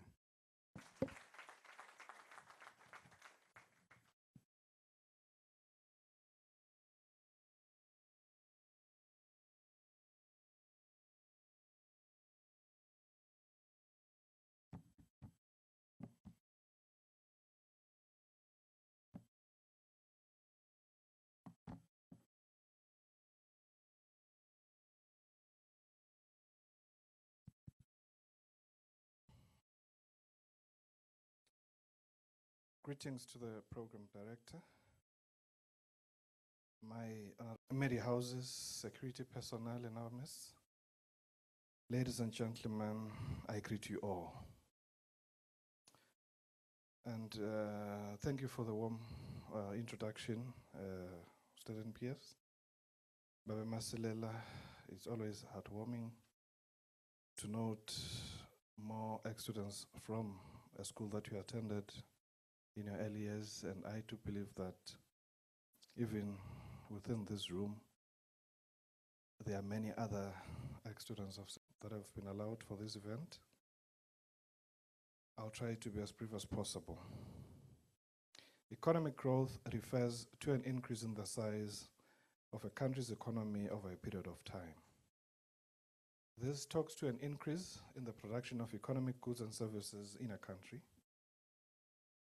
All countries want to see an increase in economic growth year in and year out, including Eswatini, the Kingdom of Eswatini. This is so because economic growth comes with high levels of income, reduced poverty, better facilities, and improved quality of life for all. Some of the drivers of economic growth include increases in capital goods, technology, skills mismatches, skills gaps, skills deficiencies, and information gaps, as various speakers have mentioned before me. The Eswatini Career Expo is a national event that endeavors to close some of the gaps with the view to reduce the youth unemployment rate. The Expo wants to address the entrepreneurial skills and information gaps among the in and out of school youth and the marginalized youth as they prepare to explore their career options and the possible opportunities available to them in the job market. In this era, themed enforcing skills and entrepreneurship for inclusive economic growth in the 21st century. There will be sharing and showcasing stories of other young Maswati who have taken up some available opportunities and information on different topics such as courses or subjects that are available for different respective career choices, the institutions that offer the means to advance one's career options, the opportunities that one can access to maximize. The mandate is bigger than all of us, and we are here to serve. Thank you. Abraham Lincoln once said, "The dogmas of the quiet past are inadequate to the stormy present." The occasion is piled high with difficulty, and we must rise with the occasion. As our case is new, so we must think anew and act anew. With these few words, it is now my pleasure and honor to declare the 4 days National Career Expo officially opened. I thank you and may God had an opportunity. Thank you to all the panelists.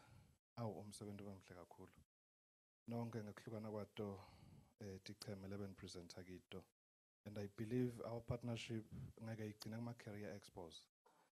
We do need to partner as stakeholders. My interest even beyond such events. There is an NGO, TKI, representile. We do need to work close together because information njengoba solo sisho sonke imqoka. Some ku-advansa kumbe tinhlelo lesinato itiko tekubuka ema-skills and capabilities ebafunzi. We need to work together kulawo programs.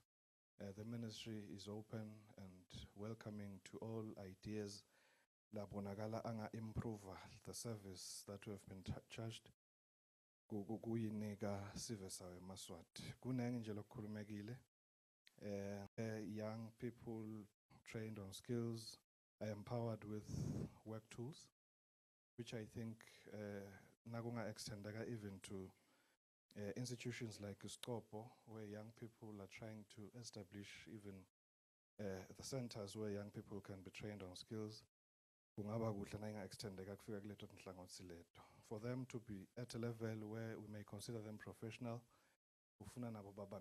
somehow. We shouldn't expect them at once. They all need our support as a government, for which as a ministry, skills, we will try our best. Kusebenta nawo onke ama-stakeholders, lakhomba kubambisana naye uhulumende. As a ministry, we have prioritized the issue yaka-TVET because the focus has mainly been on the white-collar kind of jobs training. All those who applied for scholarships, something, because salaries or wages alone ngeke sustain impilo. Even if kukunika 20 malangeni a day, through that side hustle, it opens up room. So I'm encouraging each one of us in this room, no matter how much you earn, but to have something on the side. It will keep you going even beyond your work life. There are some challenges, as the young people have highlighted, something which we'll come across as we travel through the different regions of this country. As a government, assist the young people to overcome. The programs that are being offered in some institutions, I had to improve program. You have to pay for acceptance fee. You have to pay for registration fee, even before you pay for the tuition. And logo has killed many futures of young people. We do need to work together as ministries. kubuka kutsi sit-regulator njani letinye taletinto to protect leli kusasa lebantfu labasha. Because if singakulusi kahle, baneng labatasilahlekela along the way. So nje sibonga kakhulu all the collaborations lekentekile nematiko lehlukahlukene sisinje asibambisaneni kungagcini ngaloku sesihlangene namuhla size sibonakane ku Career Expo letako. I was hoping that since we had as more and more young people are getting unemployed, glamour statistics, many ills come about. Some do get the training opportunities, but no job opportunities. And basically, sebasebenzisa lawo ma skills kwenda letinye tinto like lawo social bullying. Bakufaka ukungimaka umdzala bakupopaye bakukhathune ngalawo imbuti ngala ngetulu ungumuntu. Why? Because bayile limko abasithola le skill sekude labangasebenzisa khona profitably. Then they go to these social media platforms. Bakwende bonke baphekela khaya labakhathuna nabo. Sebana le skill but kude labaqasheke khona kusebenzisa. So ngokuthi nje bani labasha abaqhamuke nema innovations lamasha njengoba borego bapresentile la lekubutheka. I think bofuna ukuthi kuhlehla abasonzele tindlungulu bani labasha bangadibalekeli ngeke uthole nje usestradini umhlaba yokusebenta indlungulu itakubona ngoba uthutane nakwakhiwa emaguma nawe uthute ukhona nanisacoca ke ngakhaleso sibaya iyavela ke ukuthi ujala ufuna kulima lifuna kwendana indlungulu isheshe iwabone lawo majaha kodwa la ngasonzeli la kulaba labana lamathuba ekunibambisa ngaleyo mihlaba bekunene kutawuba likhuni kusebenza nje kanjalo. It's not something let's lika etulu emoyeni kuse sekunalo kunjani njani. The improvements ayawendiwa ngithi sivethile lenye panelist lengumuntu lomusha yasingazi bani labasha bangaba banenge eParliament. Bani labasha banenge kunebantu labadzala ngenombolo in general. Bangakwenda kube possible kuba na 80% population ebantu labasha eParliament. As long as they believe in themselves, basebenza kubambisana. When I made an attempt in politics, I was 23 years old, but I was a runner-up in my secondary election. I lost. I tried again. I got into parliament at the age of 28.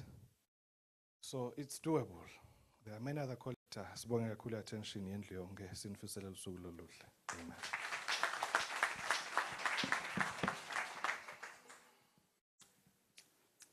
Siyabonga kakhulu to our two honorable ministers, who are both very young ministers. Kunengxaki ndvuna ukuthi bese sobekisa ngale exact timeline yokuthi wine neParliament bese ngibala lapha selitafula ukuthi ngakho iminyaka nokusese green bamba kuwendvuna ku green by years mina uthi ku green by kubukeka. But siyabonga tindvuna, and I think your comment, Minister, on testimonials from last year, iyevakala. I think they organized house young by age, please, not by heart like me. We want one picture depicting the minister with actual young people that were in the house. And then the second picture, committee. As the ministers ascend the stage, let me also appreciate our panelists again. Dr. Nospiwo Zwane, as I call you, please rush to the stage. We are really bad on time. Thank you to Sizwe Mpanza, our student from St. Mark's, Gnad Lamine, our agropreneur, Nati Gule, our businessman who's also a public speaker, Madame Fanela Chester, who has made a lot of dreams come true with the Knowledge Institute, Mr. Jose Rejo, who is a living testimony that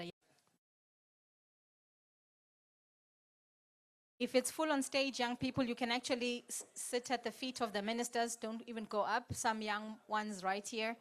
Yes. How you see they are young, their dress code even tells you. The swag on stage is amazing.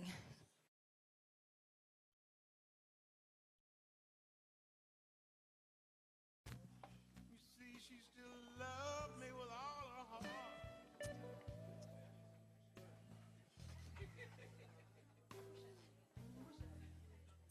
This other lover ain't no natural man. All right, let the picture look young, look happy, guys. Look like Espo, US and PS as well. Alingene el committee. Lisangena unbongile umhlonishwa. And rightfully so, Honorable Minister, they've delivered, I believe, on your vision. It was a beautifully organized one. And sinelebesikhona kuye kuqala neyesibili, we are really seeing the strides you are taking to improve it. Gibelani malunga. Sitfole sithombe nani. Nompilo gibelani, ngathi uyashutha kufanele ube stage. She camera bangakushuthela magibelani komit lehloniphekile nesithole sithombe. Yini bakithi? Ndlula.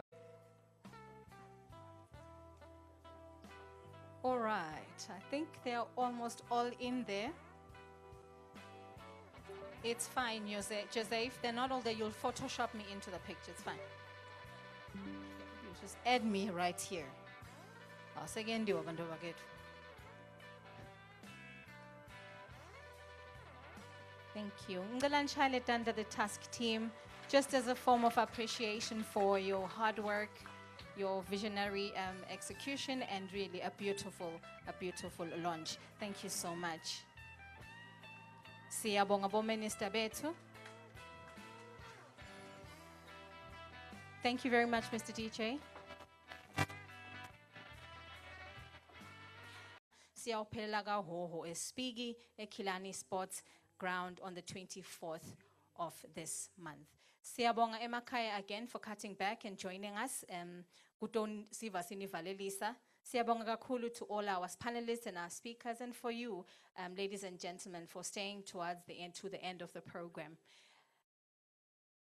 As we close the program, see it downstairs. Downstairs, they will give you coupons. The organizers, please make sure you get a coupon as you are going downstairs to be able to join us for lunch downstairs. And I think even as we are closing, my only few words, and it's my own words that I've been running by and living by. Yes, I have a career, but I like what Hillary Clinton said. She said, don't confuse. Please allow them to first exit using the front door. And thereafter, ladies and gentlemen, nani ningasukuma besisenia puma. Thank you very much for being here. God bless you all. Oh, sitawucela umfundisi Masilela asithandazele. Awu ngicela kuthandaza apha kunene. Babe losezulwini. Siyabonga Nkosi ukuthi wena usiphile nasi isikhathi lesihle. Nanyalo Nkosi sesifika emaphethelweni nalomsebenzi. Jinge siyakumema Nkosi ukuthi uqhubeke uhambe nabantwana bakho. Nekudla Nkosi lesilungiselwe kona, sibusisele kona egameni lika Jesu Kristu Nkosi. Amen.